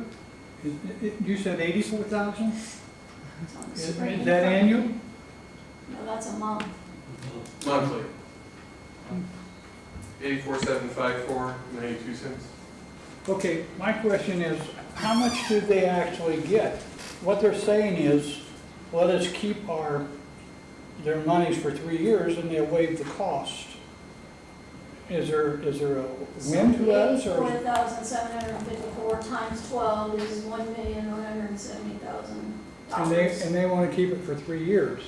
So this is funds we have traditionally received. The state in the previous session changed how that money was allocated and gives the county more discretion on how those funds are used. So we're just asking that we leave it as is at the current historic rate that we've been doing that. And then that's kind of how we've already planned our budget.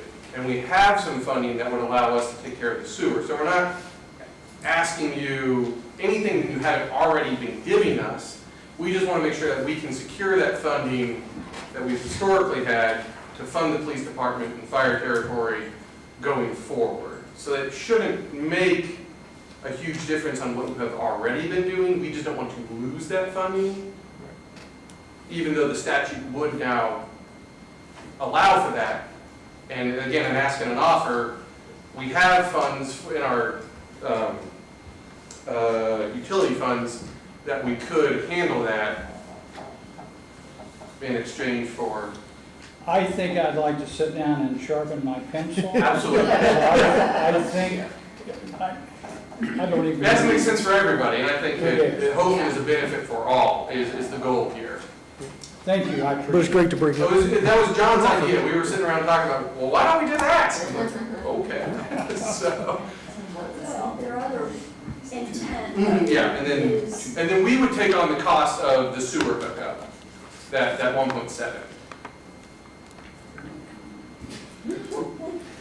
I think the main thing is they're wanting the assurance that they're gonna be able to maintain their public safety, Yes. and can offer up a little bit. It's gonna cost the county one way or another to hook in. We don't have a choice but to hook in. But, you know, and on your screen in front of you now, last year they were only making $79,000 a month. So we don't know what next year is gonna bring in the overall with the adjustments that are gonna be made by the state. But it will definitely be less than the 84 that they're getting now. And council does control what percentage you give to them from here on out per the new laws. Is that currently 3%? Is my number correct on that as well? Okay. And the fire territory does cover more than just the town of Spencer, so And the that's, Spencer Police Department does, there's cooperation Right. agreements. You know, we get help as well from the county. I'm not saying Right. that's a one-way street, mind you, but I think that's a good working scenario for both sides at the moment. So it would put us in bad shape to lose that funding that we have been using currently. So we're going to avoid that. When I asked you about the ledger of what you guys actually spend the money on. The perception, this is prior to you coming on the board, was the money was given and the old-fashioned bait and switch took place of funding the police department with it and taking the funds from the police department, putting back in the general fund. Into the general fund, is that? Into the general pot, and Okay. to where it looks like it's funding the police department, but in general, and in actuality, it's boosting other funds.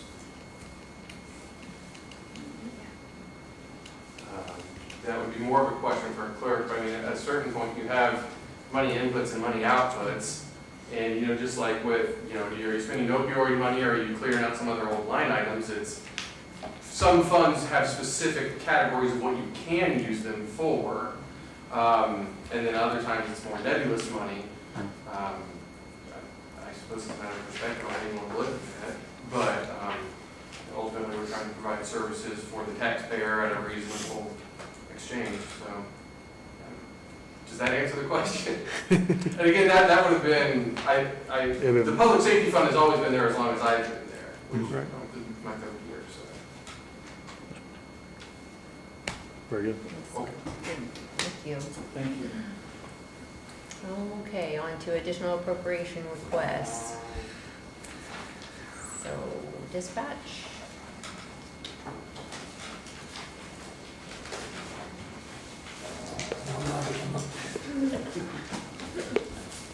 So,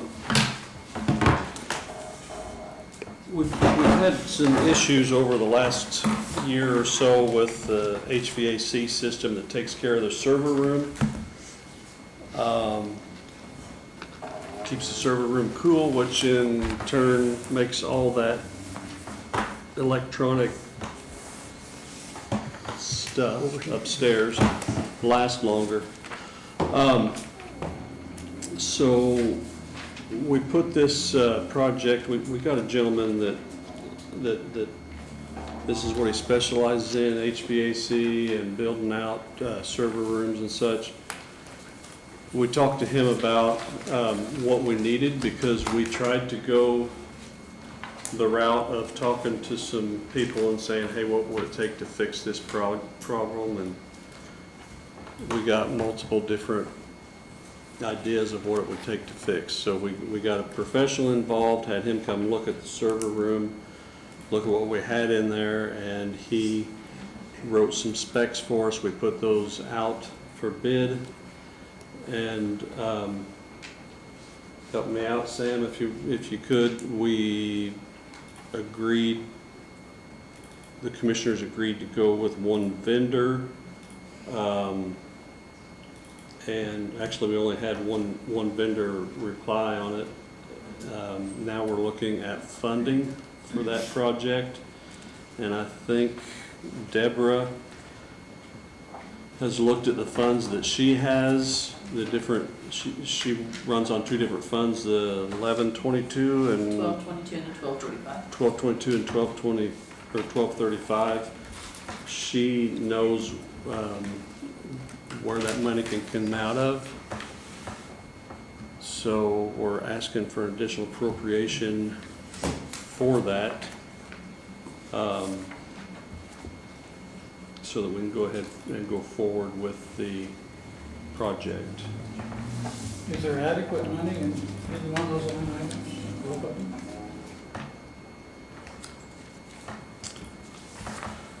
I Adequate number? have, there's money in my account, yes. I mean, that's not budgeted, that could be used, yes.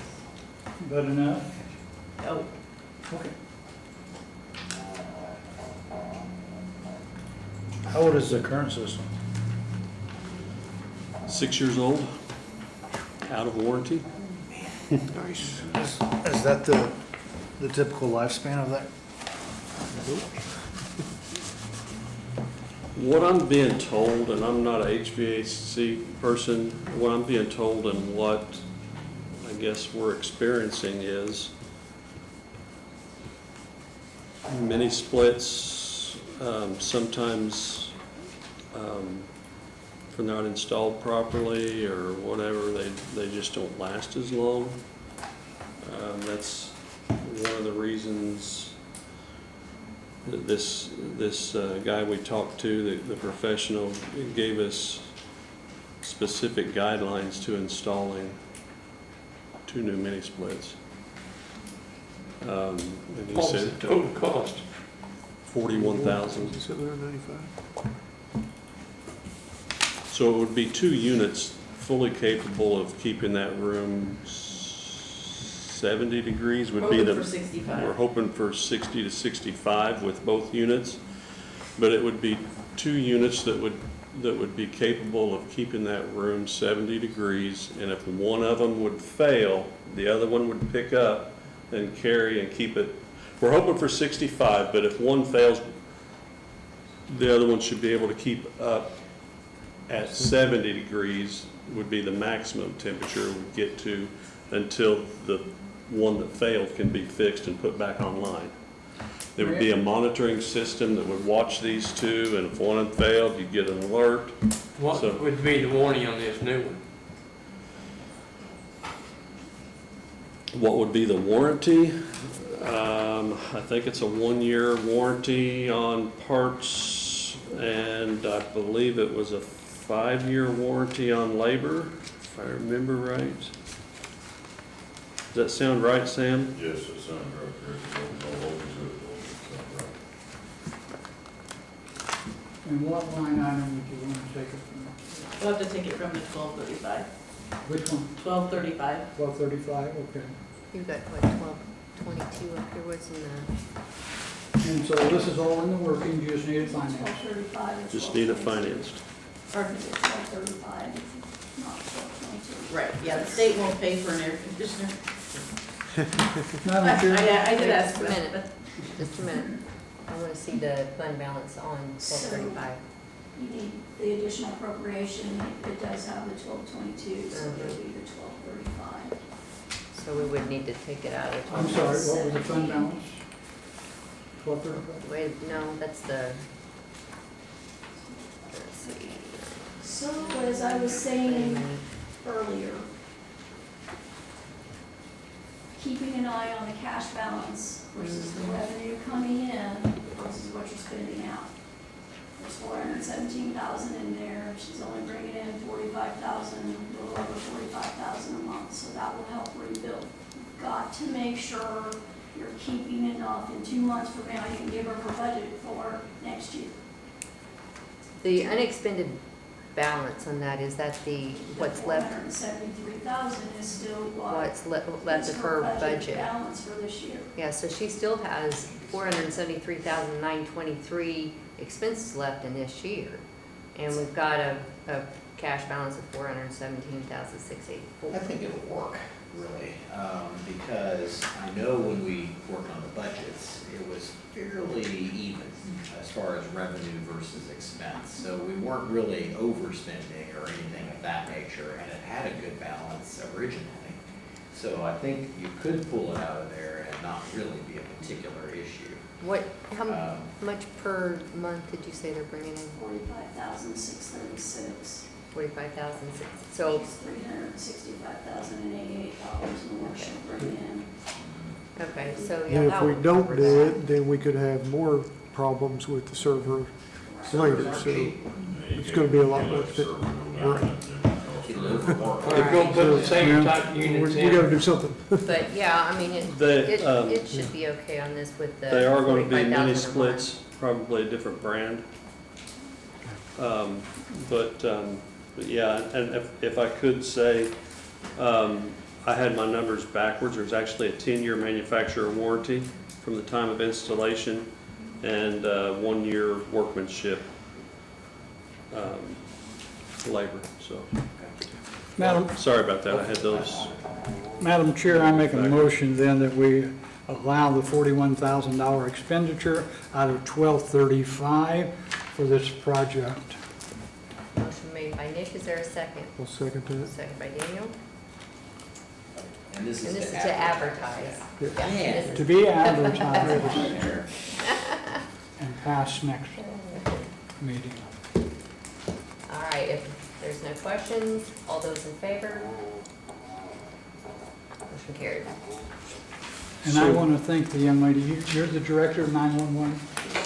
Thank you for filling that position. Mitsubishi. That's the best one. It has to be a tough position. But also, there has to be a balance switch installed in there, just because. The what?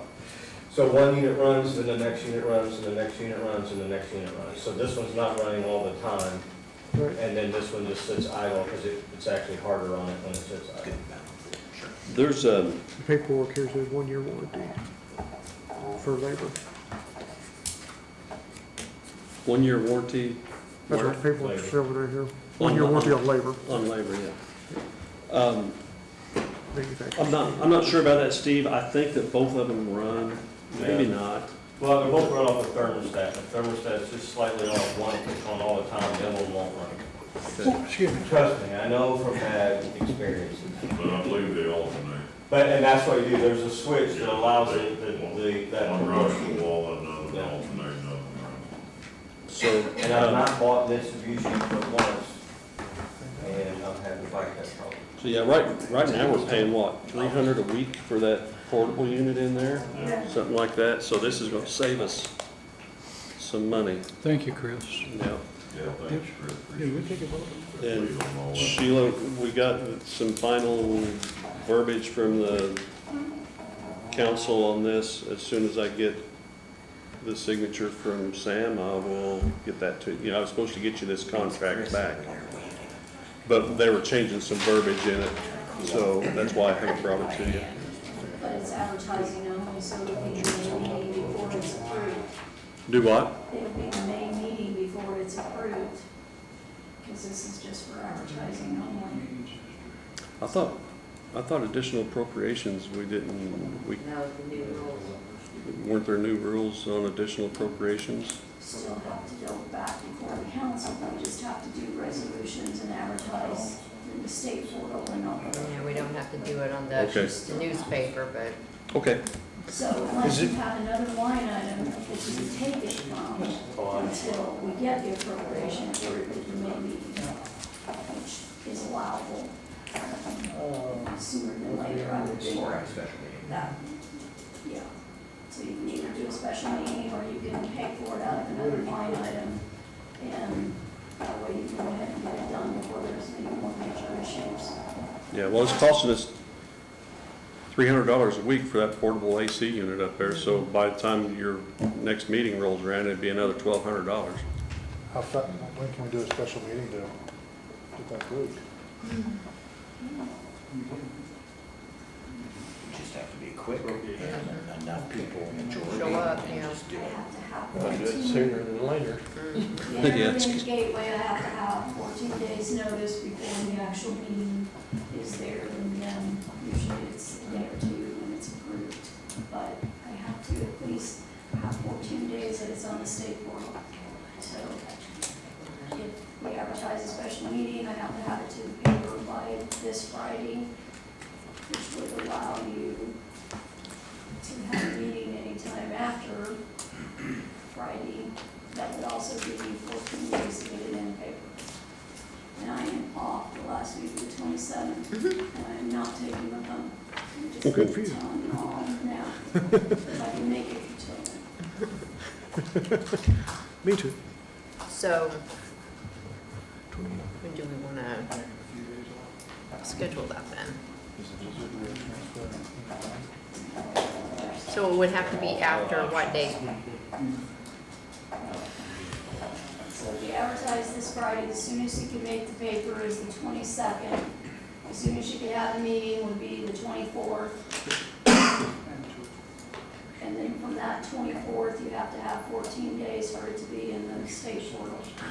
So you're almost looking at your May meeting anyway. Do you have another fund in there you can just pay for it out of? I feel really odd even coming and talking about it being another person's department, because, you know, I sure wouldn't want someone to come and represent my department. But it's a project I've been working on for since before Deborah. It's not that she's not capable, it's just I kind of had it dumped in my lap while we didn't have a 911 director. So you've just got those two funds, and one you can't spend it out of, the other one you can, but it's going to be, sounds like the next meeting before it can be approved, unless you take it out of Riverboat or something like that, and then reimburse Riverboat. I'm Not sure. here I am speaking for you guys. I'm not sure we could I think we do that need to because try it that. would, Okay, so you Because it have would on your still- screens in front of you the 1235 budget in your payroll or your regular wages. You got $342,000 in there. Let them go ahead and spend the $41,000. We'll process, get the advertisement and all of that done, and then your May meeting, when it's approved, then it'll go back into that. And that's how I will have to advertise it, is that it's going from the cash to this line item to repay, but she's got plenty. but what line item are we talking about? The 1235, 11,300, which is your regular wages. Okay, so it would just come out of regular wages You then? just, again, she's got a $342,000 balance, and we only need to make about 6 weeks of time, and it'll be right back in there. Do Okay. you need an additional motion? Yeah, I'll go ahead and do the motion. I make I make a motion that we, wow, Sheila, you said so many things, I didn't quite. I make a motion that we grant Sheila's request in handling this 40, or Deborah's, or who's ever, take it out of my pay. So for Deborah's department, it's now Chris's presentation. Take the 42,000. The motion is from the peace lit cash balance, 41,759, That's correct. That's exactly what out we, of the 11,300, and will be replaced when the additional appropriation process is done. Yes, that's how we need to. Great job, Nick. I'll second his And motion. so- Okay, Who seconded Daniel, that? Okay. all those in favor? Okay. That's if we approve the appropriation next time. I appreciate it. But you know, at $300 a day, Or, a week, I mean, that's good money. We don't have to waste if we lessen the timeline. Madam Chair, Why not? I'd be more thorough if I actually heard better. Sometimes I can't hear real good. She was over there very quiet, you know? yeah, sometimes it's like, I believe the next additional appropriation is mine also. Yes, the radio project. Thank you. You're welcome, I'm sorry. don't want to stick around for the radio budget. Do what? So they don't want to stick You're on your around. own now. So the radio project, if I'm understanding right, the project was approved and it was going to be you spending ARPA, the remainder of the ARPA funds, plus I believe maybe lit is where the rest of the money was going to come from. But Which it's the my ARPA understanding. funds never. The ARPA funds are going to be spent, but we've got outstanding bills, and there was never a appropriation made out of lit? Is that, am I right? Yes. There 'Cause was a I'm- portion, there was Right. 199,000 something that was approved by the prior commissioners. We have spent out the last 138,000 that was in there. There were some prior bills that came in there that equaled that 199,000. It's gone for the commissioners. There was discussion on whether to do grants or to seek other options possibly, and then come back to the council. Unfortunately, we all missed that step and it didn't come back. Thus, we need the difference in what has been spent, what he currently has. And I believe also the radios are coming in higher than what they were originally. Radios are, we've got two problems. One is radios are coming in higher, and the second one is there's a fear, we were going to link the 3 towers together with internet, with fiber. But the problem is now that Endeavor takes care of 2 of those towers, but Smithfield takes care of 1. And what they are experiencing in other counties is that whenever there's more than one vendor involved, it takes too long for that signal to get from, like, let's say Endeavor to Smithfield, because it takes a hike to Chicago and Milwaukee and then back. And there's only a very, very small fraction of time that's got to make that loop in, or the radio system freaks out, won't work, because all 3 towers have to be timed exactly to where they're sending the signal exactly at the same time. Otherwise, you may be in one area that you're hearing all 3 towers talking at different times, and you get this echoing effect that you can't understand what it's saying. So they're concerned, because they've experienced this when there's more than one vendor, they're concerned now that that's going to give us problems. I guess this last one that they did, they finally figured out that's what was going on. You know, the internet, or the digital package that was being sent from one tower to the next was going out of state 2 or 3 places and being rerouted around. Can the other 2 towers do it? No, that we won't have near the coverage. So, Have you guys so talked to they're Smithfield? talking about if we get that scenario that the internet won't do it because of the travel that it takes, they're gonna have to put up microwave antennas on top of the towers. I don't know if you guys have seen them big buckets about this big around, it's got a big, looks like a snare drum or something. And the towers would talk through those. So, and they're looking around $125,000 to $130,000 for that antenna set up with those snare drum, or the microwave thing, So with that being said, yeah, things aren't coming in exactly how we were anticipating them to come in, so.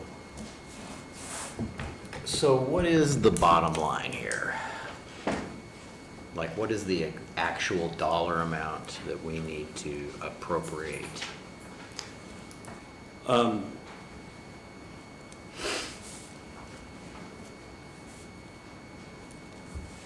Well, we've spent 190,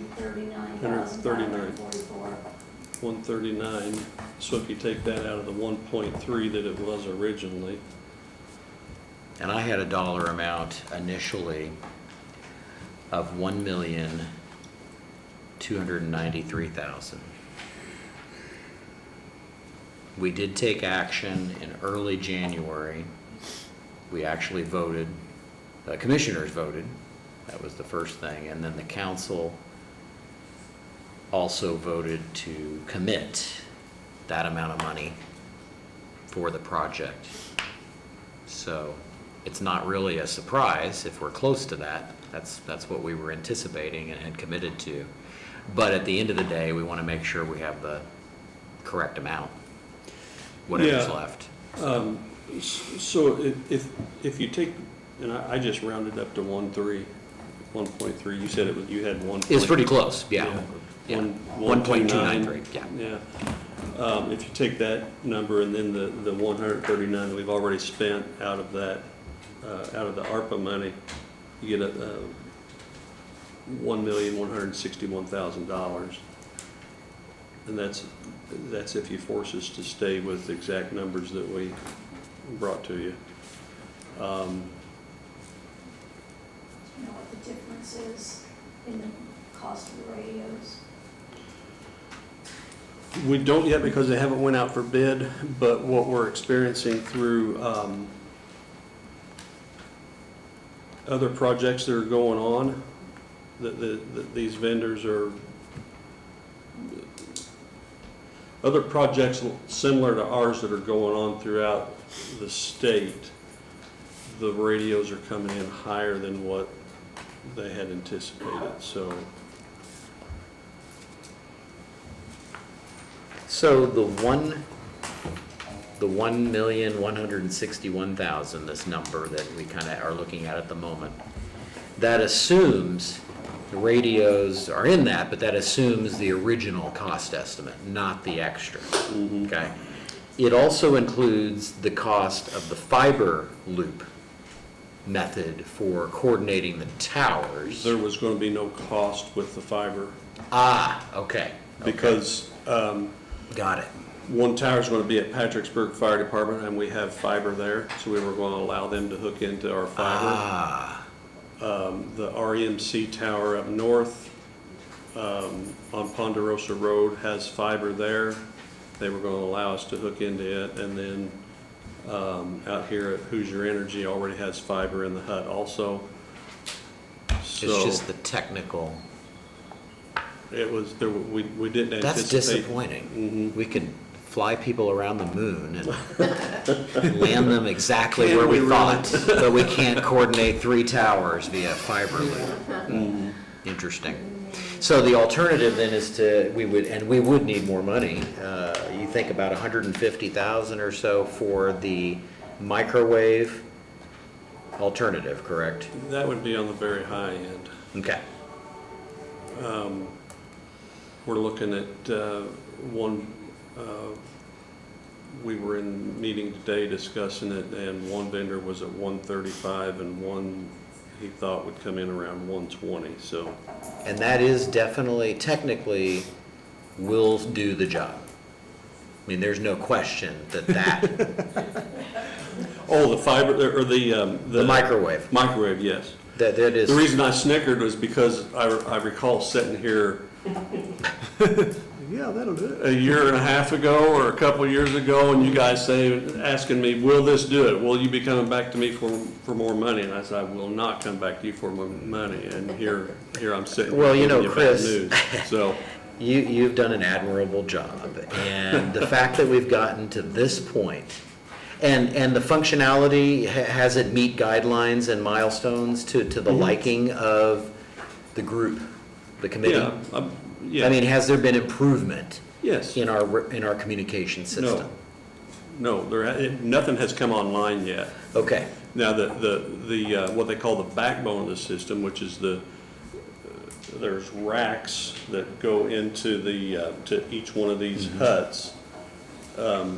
Those have been purchased, they're sitting and being programmed right now to work together, and they've not been deployed out to the hut got yet. it. So I guess my question then would be is, I think if I remember from the original discussion, there is, I don't want to say guarantee, but there is a benchmark that has to be met by the vendors, guaranteed. I mean, they're not just we're not gonna just pay the money, we think it's gonna work, and it doesn't, and we're done. I mean, there are guarantees. So Yes. the microwave solution is a part of that, and they feel that it'll work and do what it needs to do. And it would be up to 130 or whatever thousand to do that. Okay. Well, I mean, I don't have a problem with the full amount, then Do you if, have the balance on the lid at it? 'Cause that's where it would come out of.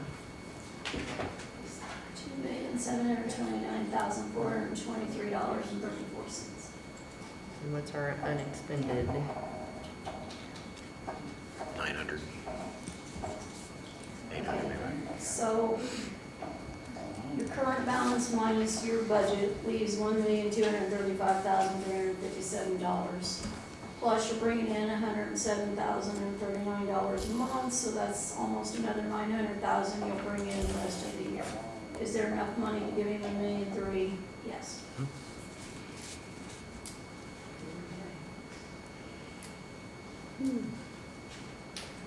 Do we need a motion to that one?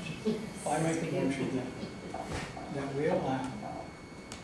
Now, is this the, Final? that's an island, or is it This is the radio project. Radio It's project. the radio. It's a radio project, another one of those projects that kind of got dumped in Out my of lap. EMS Yeah. fund, because we didn't Chris, have. you do a good job.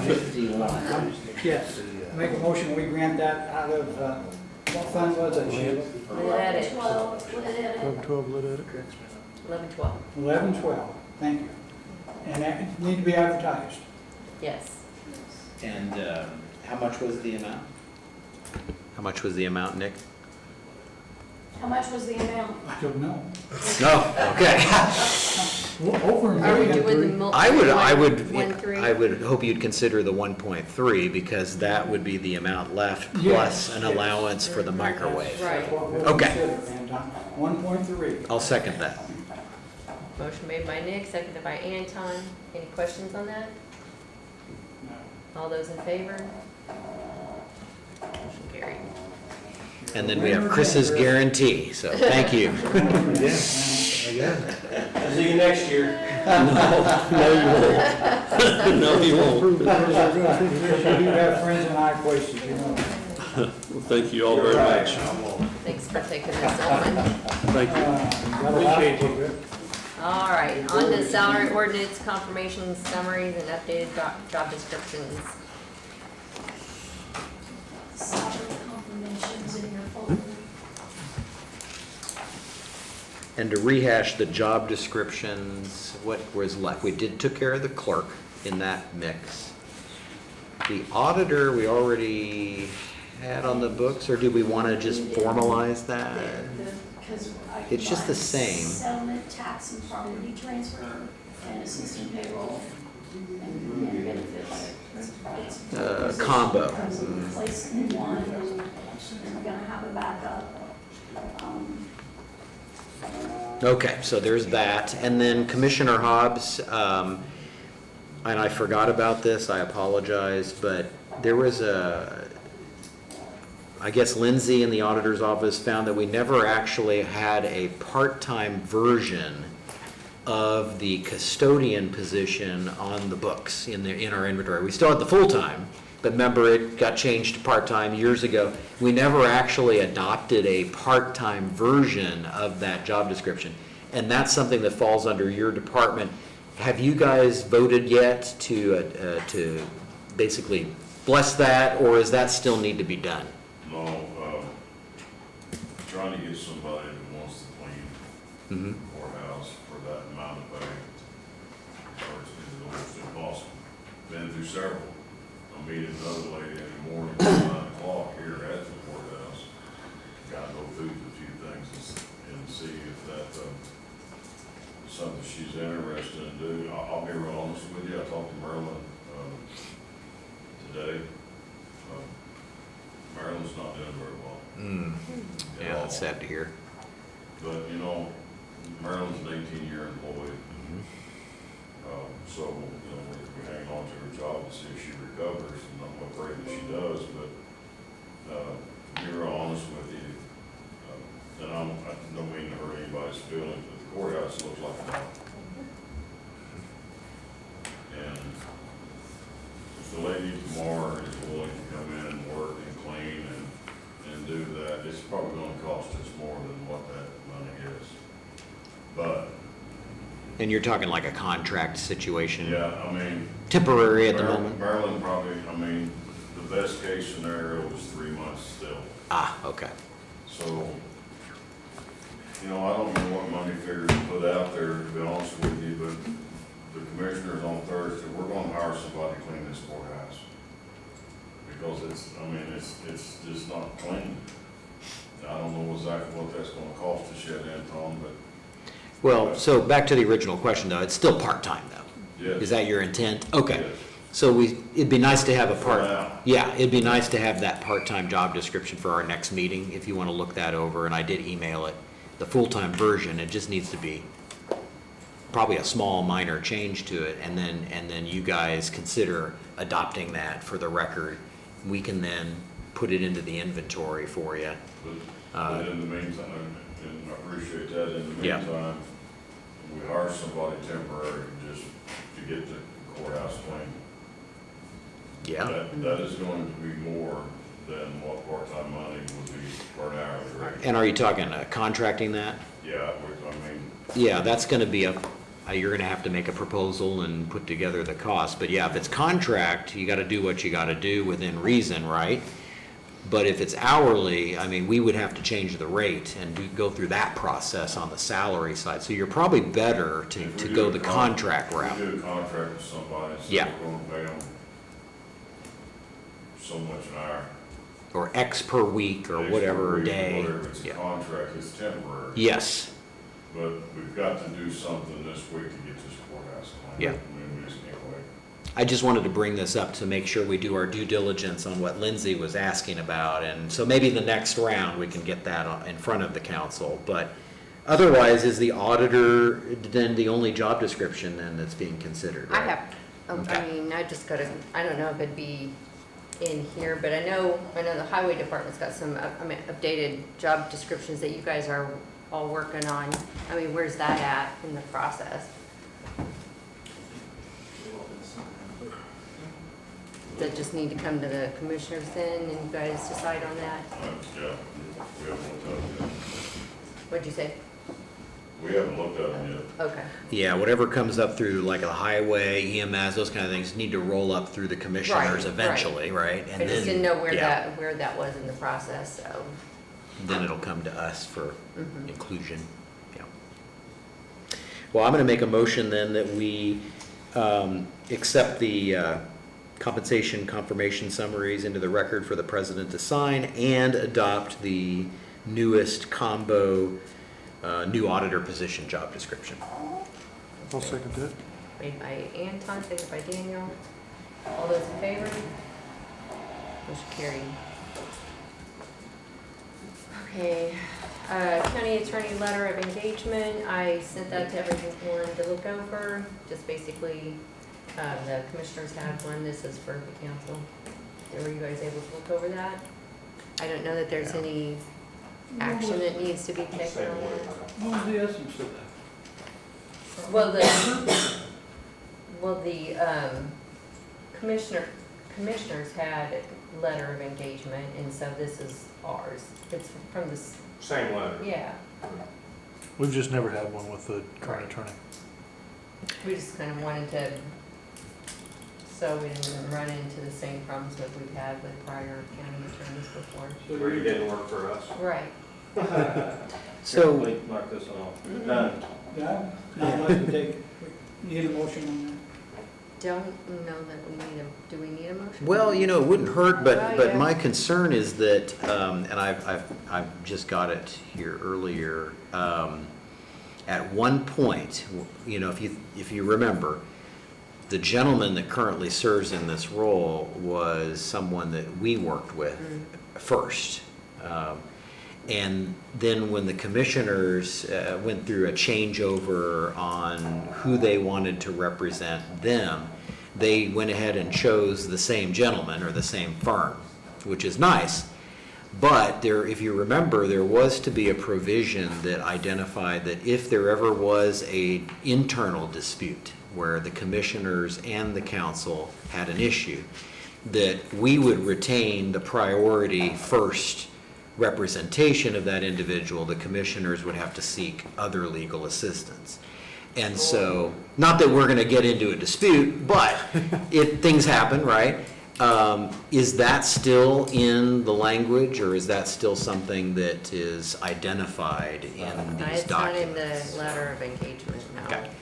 I would like to see that, make sure that's the case. It was in our minutes, and that's what we did agree. Yeah, originally, yeah. And the attorney agreed upon that as well. I just want to make sure that's in the letter of engagement. And maybe it's in the commissioner's side in the wording, but I think we need to make sure that gets addressed somewhere, and then we can maybe So entertain. do we want to just kind of put that, As a condition? or, Like contingent or on it, or? see if he wants to add that in the letter and then vote on it in our May Sure. meeting?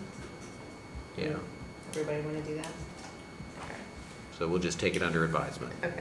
If we have to get another attorney named on, can we get the money from you to support that? Well, yeah, I mean, it's already budgeted, yeah, it's by the hour, right, but. Get 2 hours. Yeah. Yeah, yeah. Okay, moving on to the RDC annual report. That was in your packet. It's basically just kind of informational. Do we need to, we have to vote on that, so, We need a vote. yes, we do. Make a motion, we adopt the RDC annual report. Motion made by Nick, is there a second? I'll second that. Second by Daniel. Any questions on that? Or we allow them, just that we accept it? Right. All those in favor? Motion carried. Okay, elected officials and department head comments. I just have a small comment. I do apologize for being on, I know I've been commissioner for, seems like 40 years. But I still got lots to learn, I do get the cart before the horse, but rest assured, there's no ill will or no ill intention coming from the board of commissioners at all. We discuss the things, straighten out, and need to understand the process. It's a learning curve. That May I is, answer that? I never thought there was. We've tried our best to work with y'all, and I think you have tried your best to work with us, so it's a common ground. We appreciate I that. think the toughest thing about the job, and it's not in, for you and Stu, for future commissioners, I just want to put this out there, you need to understand that it's a full-time commitment. It's 40 hours plus a week, and it's not a 5 or 6 hours a week job. You can't do it if you're gonna try to do it halfway right. So for people in the future that will run for this office and stuff, or for the council office as well, remember that you really have to dedicate a lot of time to this, because if I only spent 6, 7 hours a week, I wouldn't get anything done. I average almost 52 hours a week. We That's appreciate it. emails, answering phone calls, and going looking and meeting people. So, it's, That's why I've said for years, I believe the commissioner's position, at least one of them should be full-time. Oh, we got on, that did horse a long time back. Any other elected officials and department heads?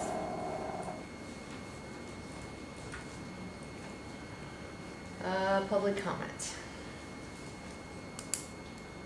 If there's anybody that wants to go before me. Step on up to the microphone. I'll try and run through these really quick. First of all, and this is directed to Mr. Hobbs, he made a comment regarding the windows, that this was the lowest bid. And when I did a records request, I found no request for proposals advertised, and I did not find a bid process put out for the windows. And I'm fairly certain, because of the volume of this, that this is a public works type of requirement. And the State Board of Accounts has strict rules regarding a estimate and a project of this size. So as they're going forward, that's something that I would ask council to ask for a copy of those other bids that were alluded to, because those bids could not be found. Next thing on windows quickly, 89 windows like the ones you have behind you on the proposal. Pardon? Please don't say that they were not found. You requested what was approved by the commissioners, and that's what you were given, were the two, the J.L. Benton and the second one. The others are available, you did not ask for them.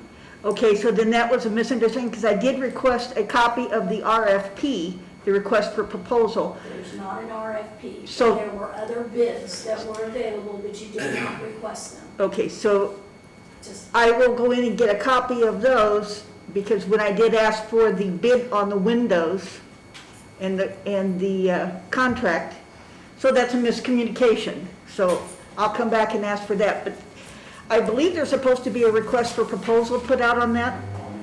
Next thing is, just quickly, 89 windows like you have behind here are actually being replaced with 259 windows. So one window is being divided into three, all three windows open. So please, council, look at that as you're going through that. Next thing on public comments is regarding the building department. As you're reviewing that, there is in the ordinance a requirement that each year a report be generated by the building department. That is a report that summarizes their activities, workload, income, and I've been requesting that for a couple years, and I've yet to have this report located. So as you're looking at trying to redo that budget, it would be nice if that report was made available. Also with the building department, there are other income sources available to the building department that's not being utilized right now. And as an example, if a person builds a home and they do not take the next step of getting a certificate of occupancy issued, in our ordinances, there is a fine for that, but we have people who are moving in without a certificate of occupancy. So besides just raising the fees, you may want to also look at the fines. And these fines don't require you to go through court for the way it's set up. It's a letter and a fine. So that is another income source for that. Regarding the $150K that was allocated for the special needs opioid funds, I'm just concerned if the commissioners had $150K, that was extra and left over, why those funds have not been directed towards the roads or the building department before we allocate those to another. I was happy to hear some opioid monies were being used today, because especially if you have to move the building department back to the general fund, those might be monies that are needed. Okay, now going into the crux of my most important comment. Regarding the purchase agreement for the jail property. The limited agency agreement was required to be signed by the Board of Commissioners prior to initiating discussions between Keith Realty, Owen County government, and the sellers. This is a legal requirement. In the purchase agreement submitted to the council tonight, and I assume that you were all given a copy of the contract, because you did not have a copy of the contract before, you voted on it by a letter. This is the document that I'm referencing. You'll find that the limit agency agreement was not signed until April the 3rd, 2026. This is a significant concern that you in the county needs to address. IC Code 2534 1-12 addresses that it is required to be signed before services or written offers can be done as occurred in this contract. This means that before the purchasing agreement was drafted or signed, that the Board of Commissioners, and specifically Sam Hobbs, since he was acting prior to obtaining approval by the Board of Commissioners or the RDC, and Keith Realty, all appear to have just disregarded this matter of law. And so this is not just a policy, this is a legal requirement. The State Board of Accounts, this property, if the county purchases it, it automatically is triggered for an audit. And they have a checklist of each thing that has to appear on their audit. This is one of the things that will trigger a problem, and I'll explain as I keep going. So a record request was filed to Owen County asking for a copy of the documents relating to the March 9th, 2026 meeting. None were located. Now that doesn't mean Sheila can confirm, but I did put a request in looking for these records. And at a minimum, a copy of the office policy and a copy of the limited agreement was required to be on record. So, two things, the law changed a year ago, and there's required that before an agreement can be put in place, or he can even talk for the county to make any type of agreement, there has to be these two documents that are in place. Those should have been in our file, they were not. So as you go through the series of, there was a letter read, but there was no contract. A vote was taken on the letter that was read. Then at the next meeting, a packet was handed in to the Board of Commissioners. Sheila was not given a copy of that packet.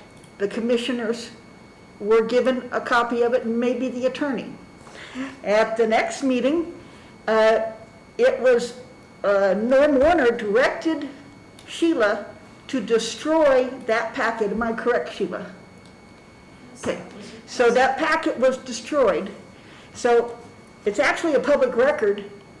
If you change a contract, you put on there void, you don't tear it up. So I don't know what else was in that packet, but to this point, there was still no copy of the required limited agency agreement. And the limited agency agreement sets criteria for what one person is allowed to say to the other and what kind of negotiations. Very specifically, when they announced, hey, we're going to buy this property and here's what they're offering before this agreement was signed, that's a major red flag, because that means there were negotiations of dollar amounts before there was any written agreement. You have to negotiate before you can have anything written to agree to. Before, in a situation like this where a realtor is representing the two parties. He wasn't representing us at that time. If He was here in a meeting to explain what the other people wanted. He wasn't representing us yet. the letter that he read specifically. He was representing the seller. He wasn't representing. Yeah, he wasn't here on behalf of the council. He was here telling. Not the council at all, sir, but the letter that was read was read to represent the county and to represent the sellers and what the negotiated price would be, the selling price, and that Sam Hobbs had come to him.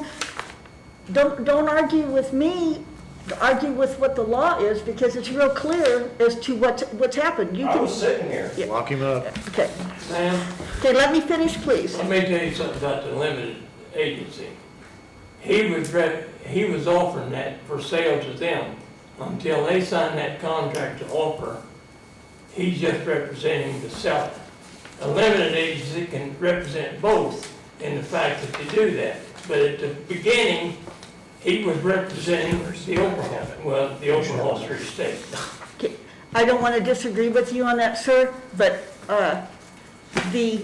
And I do, if I may Okay, interrupt, sorry. I'm- I also want to make sure it's clear that this is a county council I know, meeting. and I'm This is trying. not a commissioner meeting. I understand, sir, I'm So going. is there anything that's Yes. county council? Yes, sir. Subject matter specific? Yes, it we is. It have has to decision do- authority on? Yes, sir, it has to do with the matter of the price on the property and the rest of the package that was proposed. You have a copy of the letter in front of you. And with that, very specifically, when this all transpired at the days or in that following week, there was also then a request to rezone the property down on 43. In the proposal that I sat through and went with Sam and went through the different details, I actually used the price tag of $90,000 on that property. Oddly, that is the price that came up. I presented how this property, how the sewage could be paid for, and how this property could be paid for by using RDC funds and the TIF monies. I'm just asking that you please review this letter, because these are the details of what was presented to Mr. Hobbs. And it's, once again, the expression of the cart being put before the horse. Several things happened on this project that were not done. One of those being the acquisition of appraisals. So there's been no appraisal on the property. And the State Board of Account requires that before any property can be purchased by a county government, there has to be the two appraisals. And the two appraisals, then it's the average of the two. That must be done before an offer can be made to purchase the property. So we've already signed an agreement to purchase the property before the county obtained the required appraisals or before council has even passed a resolution. And this is where council, the attorney, should have been more forthright, and the commissioner should have been more forthright, because it's the council's responsibility to have this resolution in place, and a resolution then authorizes to go forward with the purchase of the property and is involved in those two appraisals steps. So I'm just asking council that before this proceeds much further, because I am for the jail property. There's a lot of advantages for that property, but the cart was put before the horse. And we do not have the required steps done first. And you can follow up with the State Board of Account. You can follow up with what needs to be done on the appraisal or not done on the appraisal. But these were things that have not been mentioned at all. And the last thing is, the Board of Commissioners, nor this council, respectfully, there was no request for a disclosure. And because Mr. Keith, and all that he recused himself, Mr. Keith is associated with Mr. Keith, and this does qualify for a conflict of interest, and it's perfectly permissible, but you are required to, in a public meeting, disclose the conflict and vote on it and say, we accept that party A and party B have a financial interest or they're related in this particular adventure. And it's it's due diligence to vote and acknowledge that in a public meeting, and that has not been done. He So this is a- acknowledged it, he acknowledged it in the meeting. But that is different than, he can make and say, hey, I'm related, so I'm recusing myself. There actually has to be a disclosure that's filled out, That's passed. easily done. Right. I mean, that's It easily is. done. It- You could, so- I mean, do that and it wouldn't Do that. hurt anything. Right. So I'm just saying that there are, because Huh. I don't want to see something happen to this process that would stop us moving forward. And it's this continued cart before the horse with Mr. Hobbs that is concerning, because these are things that should have been caught at the commissioners before it came to council. I do know that when we did the land swap, we did 2 appraisals. I mean, what was Sam, I can what was the explain what reasoning? Well, just wait a minute. Oh, I didn't know I'm you were talking talking to to. The county attorney will address this. Okay. I'm just curious, because You know- I know we did with the other 2 properties, so I didn't know why. Johnny has a truck sitting on this lawn, I'm just gonna state it. And Johnny wants $50,000 for that truck. And it appraises for $25,000. And Johnny still wants $50,000. And Jimmy comes by and buys that truck for $50,000. It's sold. I know in a private sector, it's different in government. So there's just a little, I'm not, County attorney. okay, just question. That's all I'm just asking question. is that we went through a 2-year process on the jail swap, and there were significant problems from the attorney documents and the resolutions. Same thing's happening again, and I'm just asking council to take that extra step and please confirm, contact the State Board of Accounts. They are the authority on that, and I believe you're going to find that I'm right on that. And Polly, just to answer your quick question, through the RDC, because they were advertising property for sale, it required that process. That's different than purchasing the property, because they did a swap. So they,